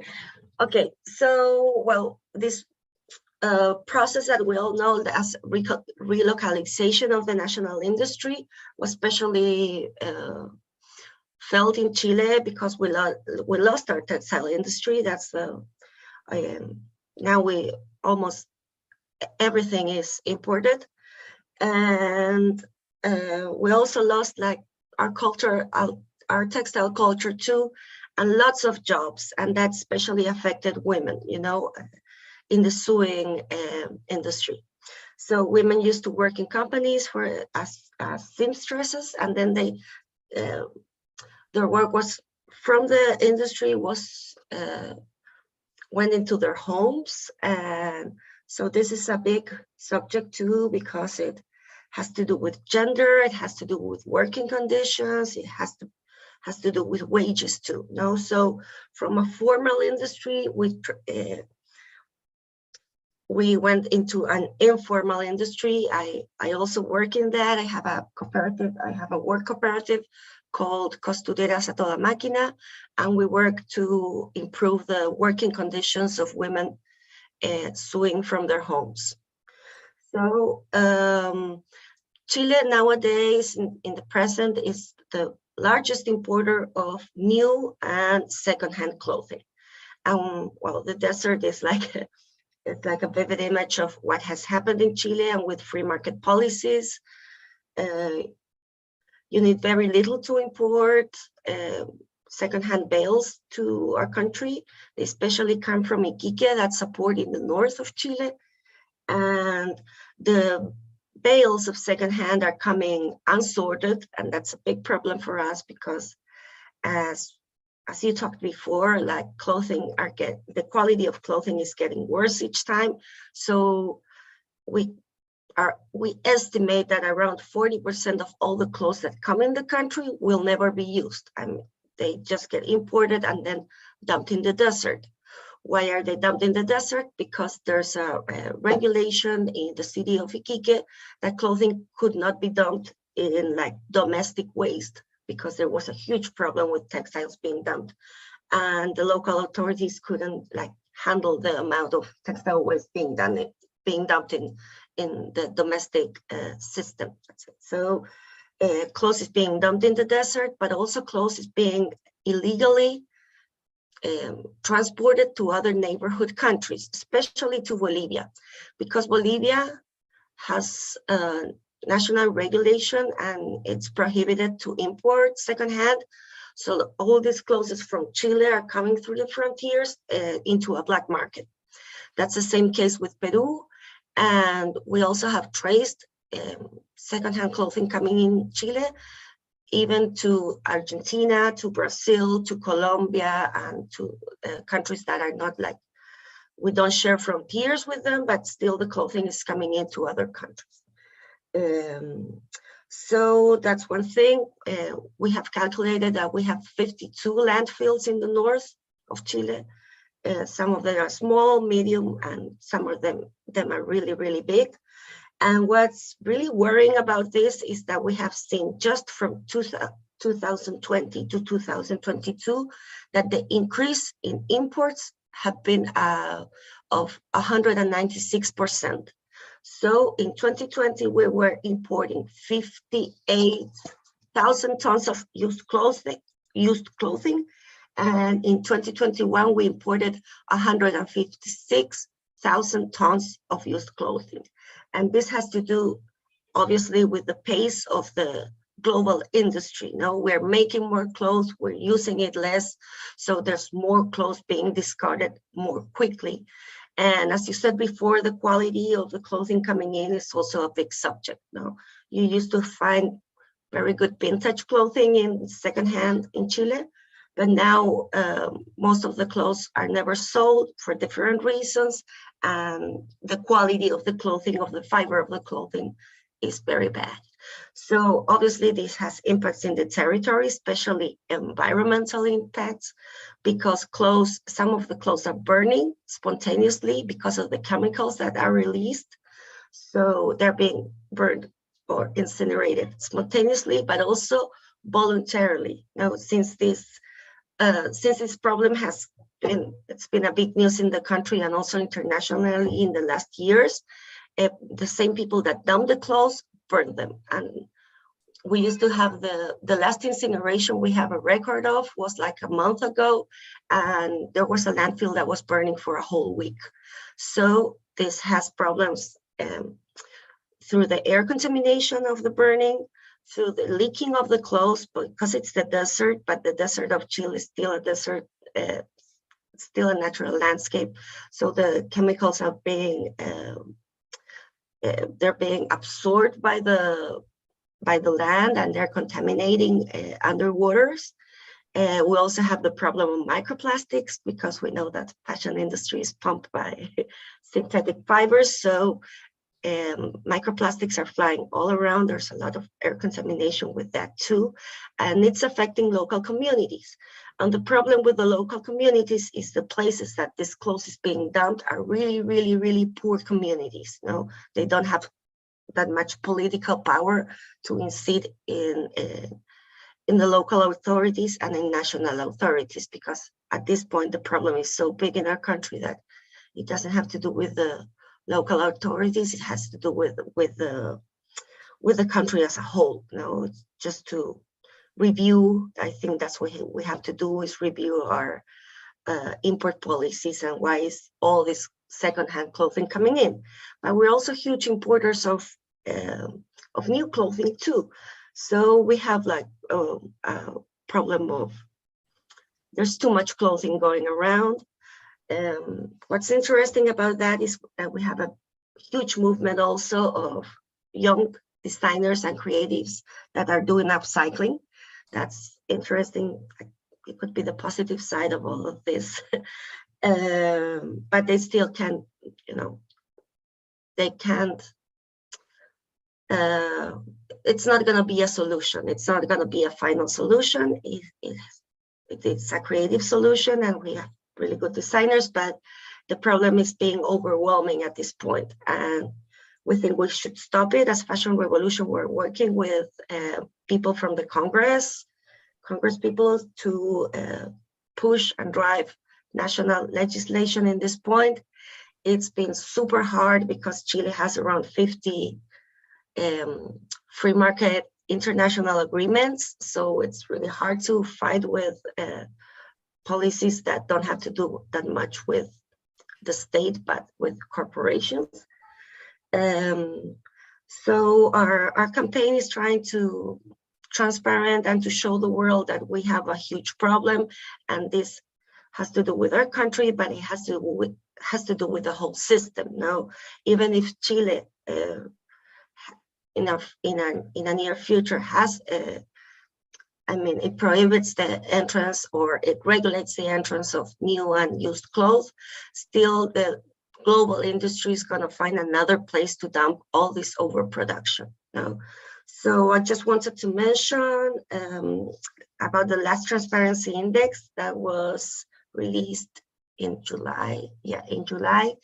I wrote a column in viewpoint column in the transparency index about the problem in Chile specifically, and some data that's really important, like in big numbers is that 85% of all of the big brands, because the Fashion Transparency Index addresses big companies, 85% of the big brands are not saying how many items they produce annually. So we don't even know how much. We have estimates how much the volume of the global industry is, but we don't have like a clear number. So that's a problem because we don't know the exact volume that we're dealing with. We can calculate it or give estimations, but it's not an accurate number. So that's one point specifically, and we're really worried about this because we know it's only going to get worse, you know. So just in 1 year, we had, as I said before, 196% of more secondhand clothing coming in. The quality is getting worse. It's affecting communities. It affects labor too. I work a lot with issues of labor inside the national industry because the work is really badly paid. Many people that work sorting or buying and selling and reselling secondhand clothes make little money. They work in bad conditions, and we lost manufacturing jobs of the past for this like informal jobs now. That's also a concerning issue, especially for me and for Fashion Revolution Chile in our research and in our work. So that's an overall view of what's happening in my territory, and the other Latin American countries are also joining us in this campaign because we need to raise our voices from our territories. Thank you very much for these insights from the close to the site of crime in a way. We also found, of course, the images of the Atacama Desert and the huge dumping grounds. They kind of cycled around the whole world. Thank you for those insights of Fashion Revolution Chile. I will just briefly, I will jump already to our next speaker, to Liraz, and after her presentation, we will have a wrap up as a roundtable. So Liraz is an interdisciplinary artist and educator, currently working in between Berlin and between Germany and Greece. Yes, she gives us some insight into her practice and into her experiences and strategies on how she kind of addresses issues in textile industry and about her approach. Thank you very much for joining us today, Adi. Hi, thank you very much for having me here. Thank you, Alexandra and Nina, and thank you for the Wienwoche for inviting me. So I would like to, thank you also for all the previous speakers, for all the knowledge that you shared. What I'm offering here is a bit of a different approach, more connected to my to my way of researching and producing, observing a textile as a form of memory, something that we can learn about, a representation of memory and a representation of knowledge. And I would like to begin with this thing, this tablecloth, which connects literally with the name of the panel today, The Secrets in My Closet. So this cloth was given to me by my mother one day when I visited my parents in Israel, Palestine, and my mother opened the closet full with a dowry that she and her mother received to their weddings. So this is also something that I'm focusing in my work. And now I would like to start my presentation. Can I share my screen? Yeah, okay. So yeah, I can share my screen. So here you can see my grandmother and me. So this is my grandmother. My grandmother was born in Thessaloniki, Greece in 1929. Her name was Mireta Moisis. This is how she was born, as Mirata Moisis, and she passed in 1981. And I started a few years ago researching. And this is me on the right side. This is me as a child, 2 years old. And and I started researching a few years ago. Started asking questions about her, the community that she came from, that I didn't know so much about. And through researching her own personal life story, I also confronted the story of her community. So my grandmother belonged to a Jewish community called the Romaniots, who were actually the first Jewish community in Europe since around almost 2,000 years. And she, even though she was born in Thessaloniki, her family, her mother and her grandmother from her father's side came from a town called Ioannina, which is in Epiros, northwestern Greece. And here is a picture. Here's a photograph of the dories of her grandmother, who was called Annette Levi, and her great aunt that was called Efthymia Levi. And you can see both of them presenting their dories before their wedding. And they both married the two men standing in the back of the photograph, who were both their uncles. So I reached Ioannina, this town, in 2018, and for the first time, the first visit. And I will jump now to the next slide. And actually, what I first saw was this. Yeah, this is it's called parochet. It's a curtain which is covering the Torah scroll, or the ark where the Torah scroll is being placed in the synagogue. There is always a kind of a curtain covering it on the front. And I saw this very beautiful velvet embroidery work, and I was very impressed by it. And then I also saw inside of the ark, inside of this closet, the Torah scroll, which are covered with something that is called tik. It's basically like a dress covering the Torah scroll, which is often also being perceived as a woman. Anyway, I will go back. There is a lot of content, and I'm trying to summarize everything. So this is the Torah scroll is actually the parochet, the curtain, is actually also made out of a wedding dress. And this is a wedding dress. Such wedding dresses were very, very common at the time. At the territory of the Ottoman Empire, and Ioannina, which is today in Greece, used to be in the Ottoman Empire. And this is actually a dress that was worn by a Jewish bride. And then I'm often posting things on social media. And then I also, through social media, found these two photographs. So the person on the left, she is actually, her name is Victoria Cicek, and the photograph was taken in the end of the 19th century in Sofia, Bulgaria.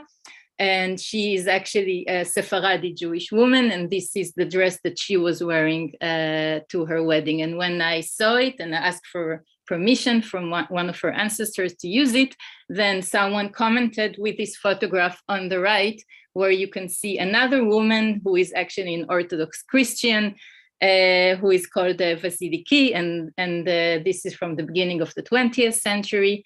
And it's also her wedding dress. So what we can learn from it is basically the exchange between the three religious communities that used to exist and live with each other at the time of the Ottoman Empire, in this case in the Balkans. So we see an Orthodox Christian woman, a Sephardi woman. We also know that the Romaniot women were wearing such wedding dresses, and of course the Ottoman Muslims, because this is where the influence came from. So going back to the parochet and the cover of the Torah scroll, I went there and I started researching, and I started also producing artworks in collaboration also with art students from the University of Ioannina, guided by Dr. Esther Solomon. And at the same time, I also started producing my own kind of history dresses. So this is something that I call these objects, these soft sculptures, you may call them, that I produce, which are also a form of archive. And the way that I produce them, I am collecting used materials, mostly used bed sheets. And with those bed sheets, I'm kind of creating an archive. And at the moment that I presented right at the beginning of my talk, that my mother opened the closet and showed me all these beautiful textiles, she told me that basically her grandmother was doing the same thing. Her grandmother, which was called Hieta Levi, or later on Moises, she was also collecting old bed sheets and connecting them together, sewing them together, embroidering on them, and basically reusing them for other purposes. So from this knowledge, I actually understood that there are some things that we are somehow, some kind of knowledge that we embody in ourselves, because I basically did the same practice that my great-grandmother was doing without being aware of it. And then I started this collaborative project in Ioannina with this group of students. And we, not only that we were working with textile, we also did it in a performative way, collaborative way, participatory artworks. We first research what we've seen in museums and in the synagogue and in different kind of archives. And then we decided to recreate some motifs, some symbols, and the way of production was also done in a performative way outside in public space in the town, the small town of Ioannina. And then we eventually also performed with what we have created, which is the second memory history dress. And then you see here, this is a rose, and this rose, which you perhaps maybe I will go up with the slides and you will see the rose again. So here you see also the rose, and here, yeah, you also see the roses here. So this rose, I realized that it's called the Rose of Ioannina, which also appears in many different artifacts, textile artifacts, also coming from the three religious communities that lived next to each other at this small town. So this is also the motive that we chose to reuse here. And yeah, so here you see me wearing the dress, and here you see the entrance to the old town of Ioannina, where we were working and producing. And yeah, and this is actually the back side of the synagogue, because the women, according to Jewish law, the more conservative synagogues, women are separated during the prayer at the synagogue. So they are actually being located in, or they can go to enter the synagogue and pray in a women's gallery. So they also enter the area of the synagogue from a different door, and then here on the top they pray. So this is the dress that we created, and here maybe you can see at the corner there was like kind of a dumped, around 30 dumped sewing machines. And when I saw it in 2018, I decided that I have to check. But I was advised to look at it, and I decided that I have to check the story behind those sewing machines. And from this, there was a project was raised, which is called Remembering. And now I would like to actually share with you a video that I produced, and through the video, during watching the video, I will tell you about the sewing machine. So this is coming now. Yeah, so those sewing machines used to belong to the women of the community, of the Romanid community. And when they were collected by the National Socialist Germany, or German soldiers, in March 1944, 2,000 members of this community were deported and sent and murdered in Auschwitz-Birkenau. The sewing machines remained behind and were actually taken by the Orthodox Church, by the Archbishop of Ioannina. And after the war, when around 130 survivors, some of them women, came back to Ioannina, after some process of convincing, he agreed, or the Orthodox Church of Ioannina agreed to release some amount of the sewing machines back to the women so that they can sew their own clothes or produce clothes in order to sell. And many of those women didn't want to remain in Ioannina, as we know from also other survivors, that it was too difficult for them to go back home. So they migrated to different places. So those sewing machines basically stayed at the synagogue. And actually, it's not allowed to keep tools, working tools in a synagogue. So they were put outside. And for me, from my perception, those sewing machines basically became organic. They became like bodies that represent memory.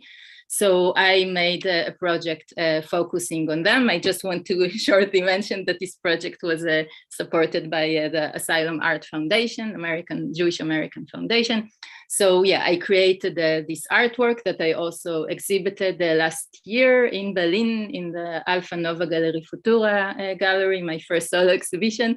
And with these sewing machines, my attempt was to retell the story of the women through the machines themselves, and also through the textiles that I recreated according to what I have seen.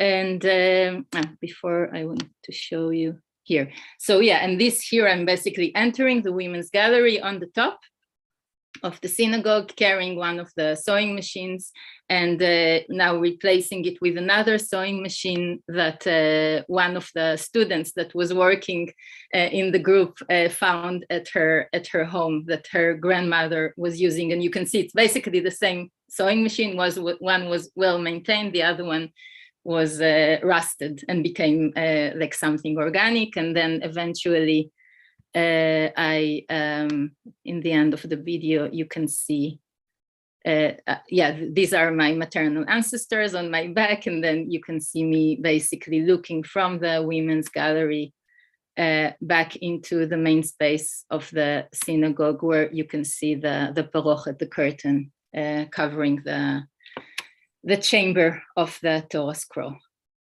So I hope I didn't pass my given time, and I wasn't too confusing, because I tried to include many things in a very short time. So yeah, thank you for inviting me, and that was it. Thank you very much. We will clap, but you might not hear it. Thank you very much for these insights from a very different perspective, coming from the arts. Maybe I will take the chance. So I see, like for you too, I have the feeling that we got insights into two very different but very local perspectives. Beatrice told us about the devastating implications of the masses of our discarded textiles to her local communities. And Adi shared, like, I hope I'm doing just to summarizing, but you shared some aspects about the heritage and about history of textiles and in textile production, and also the loss of heritage in a way. What I like, maybe I already connect to Adi. What is a very general question first? What would be your mission, or what is the thoughts you want to trigger in your audience with your installations or with your performances? Like, what's your mission, if you can conclude it very briefly? Yeah, I think that for me today, the main statement, and not only today, is to try to redefine what is knowledge, because knowledge is being produced in different way. And as we nowadays also define oral history, there is also visual history, and there is also history in textiles. And this is something that I would like to encourage people to recognize also the knowledge that exists in textiles. Thank you very much. And do you have the feeling that your audience or that you have because also for us as coming from the arts and from culture and from research and from activism and politics, like many people, they question themselves how their actions or how their practices really affect their communities also, or how they have an effect on the audience they want to address. How do you see that translating from your experiences? You are exhibiting, you're mostly, I guess, in the cultural field, in the research, in the arts. What is your experiences of? Do you have the feeling you reach the people with the thought you want to trigger with them? I would say definitely yes, because often people, when they see my performances and the materials that I'm using, the performances or exhibitions where I take part, then it reminds them a lot of their own experience, of their own heritage, of their own familial memory, and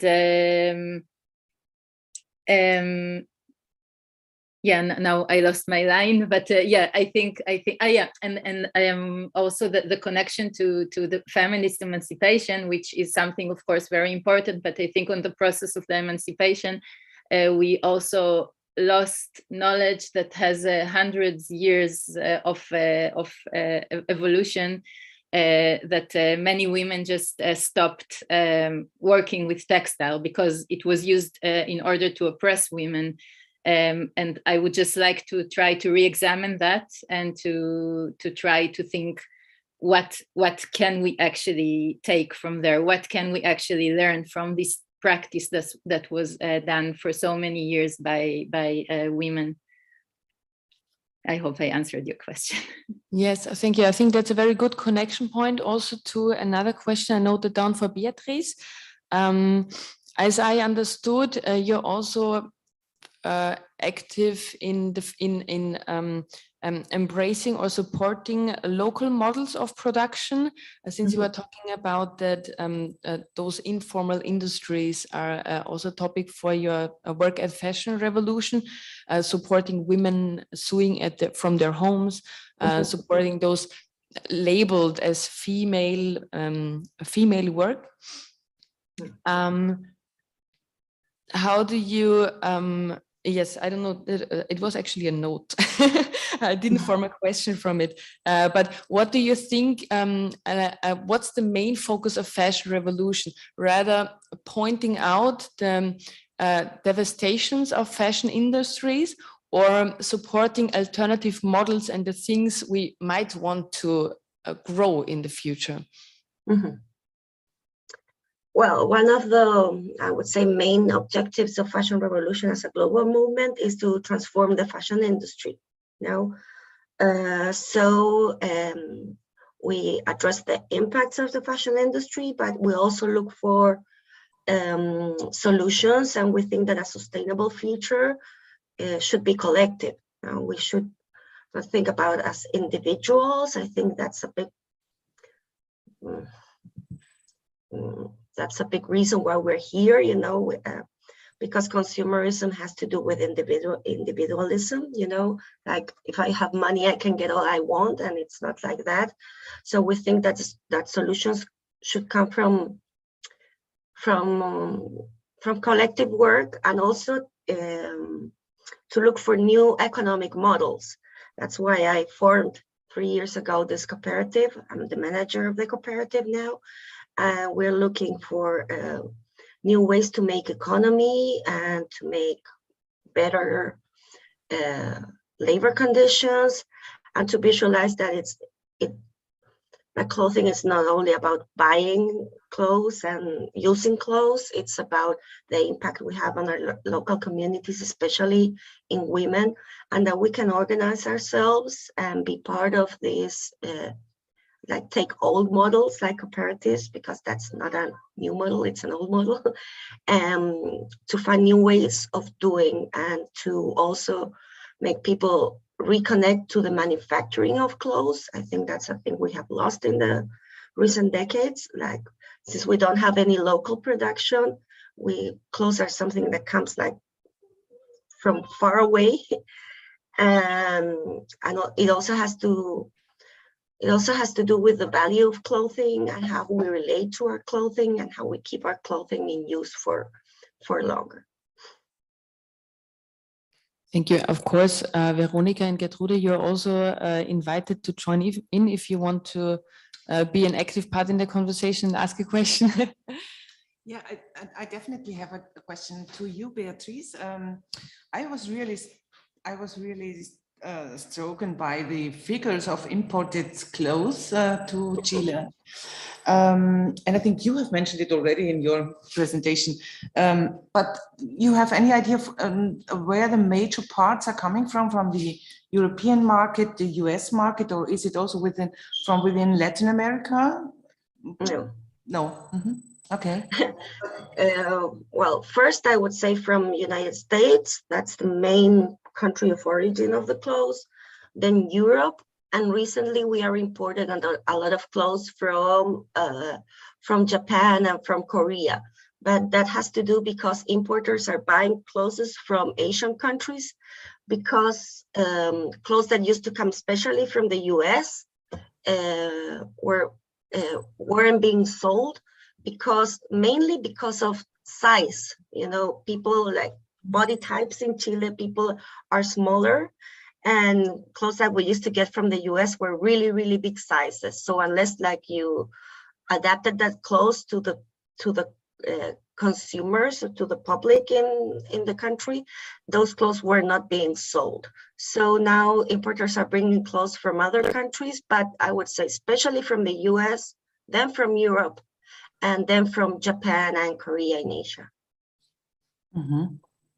Okay, thank you.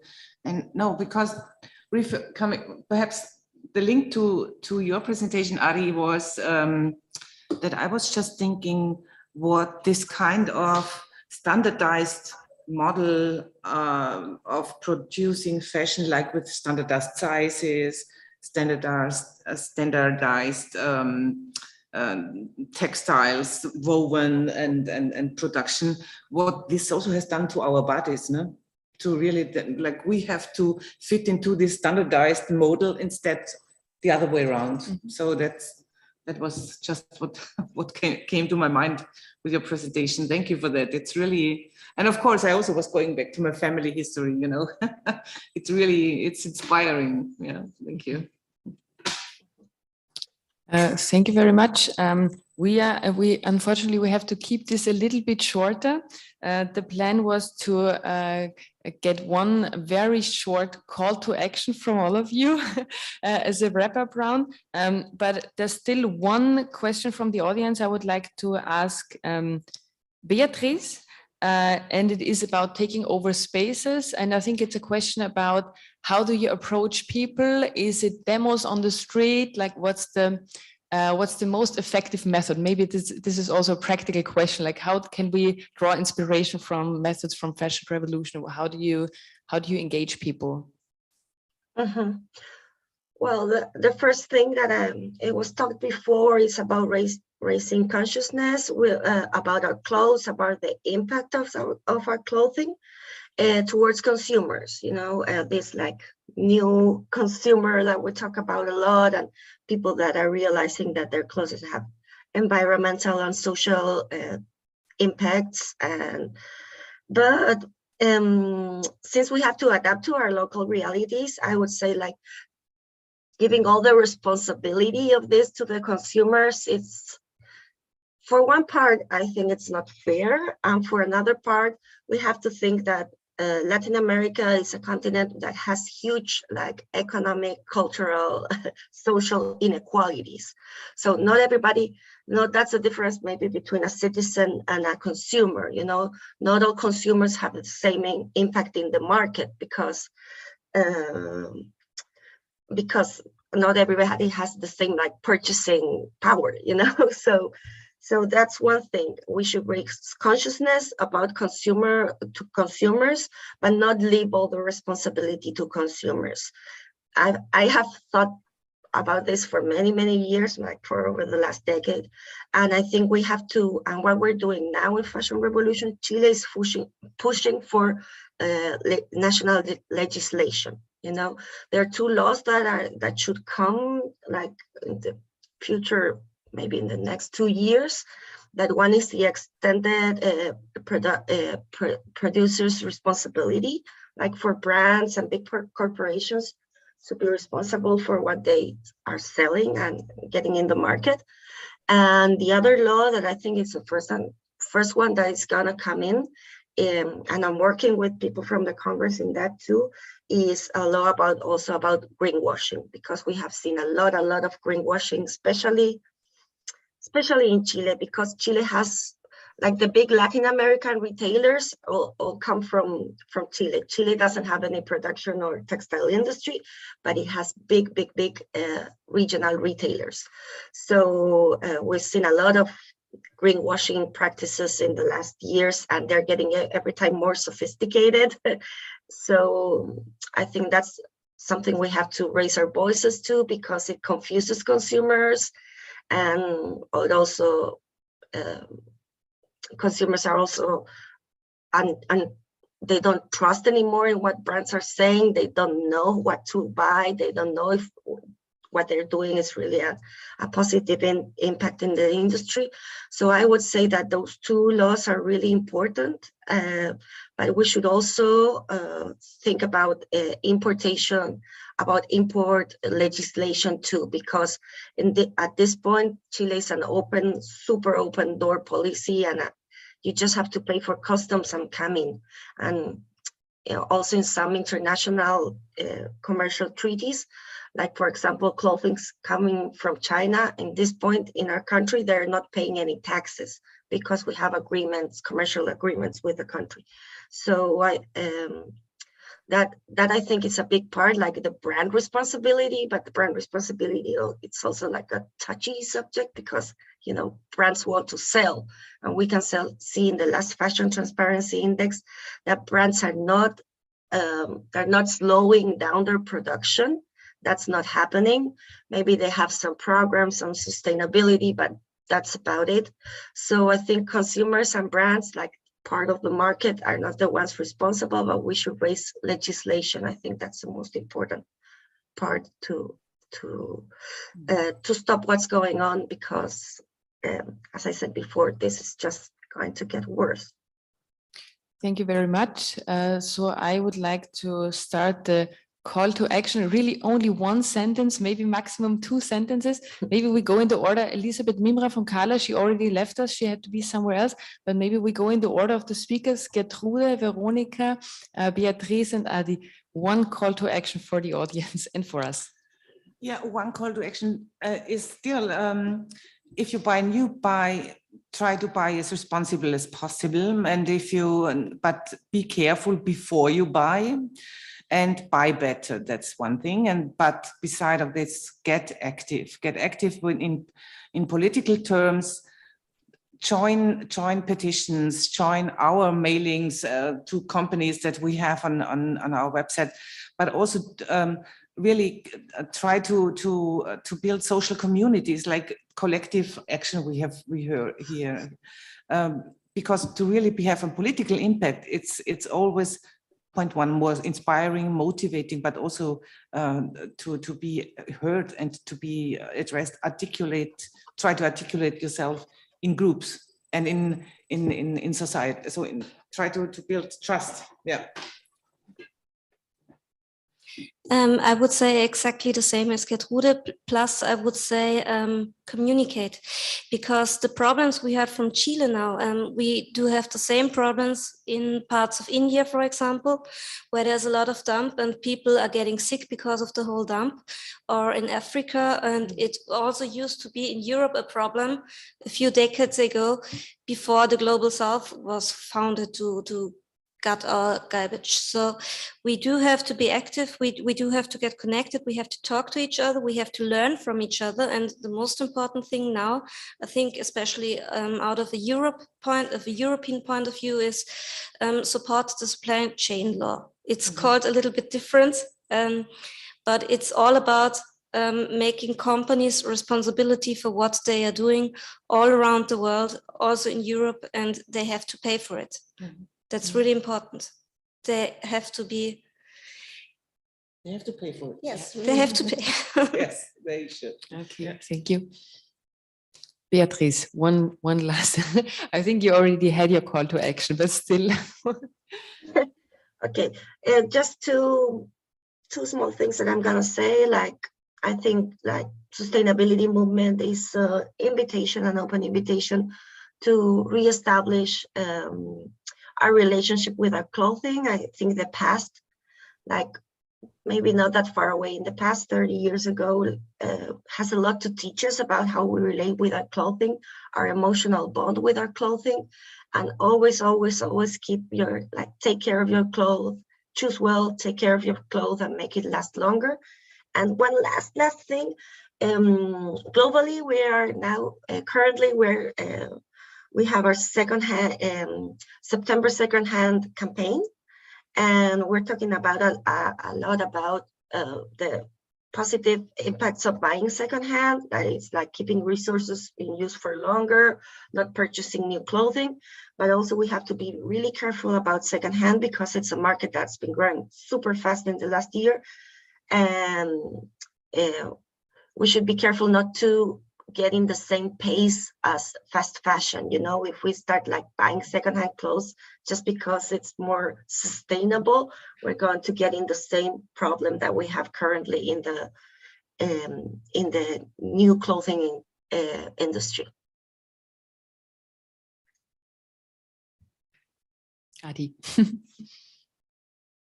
Yeah, so I would just say, look in your closets, look in the closets of your parents, of your grandparents, see what you can find them, what secrets are hidden in it, what kind of knowledge they contain, and think what can you do with it, because often we can just reuse and recreate what we already have. That was a great final call to action. I think we can also really support this one. Thank you very much for all of you for coming. We are a little bit late and over time, but it was a pleasure to get voices from such diverse angles,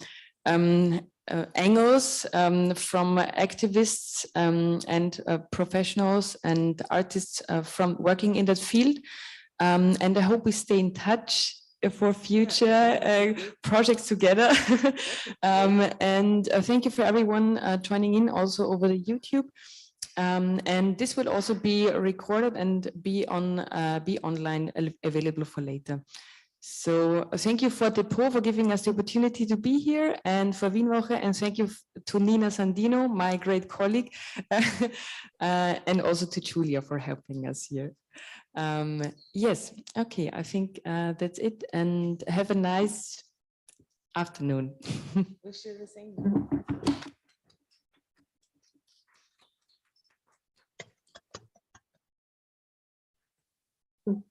Bye.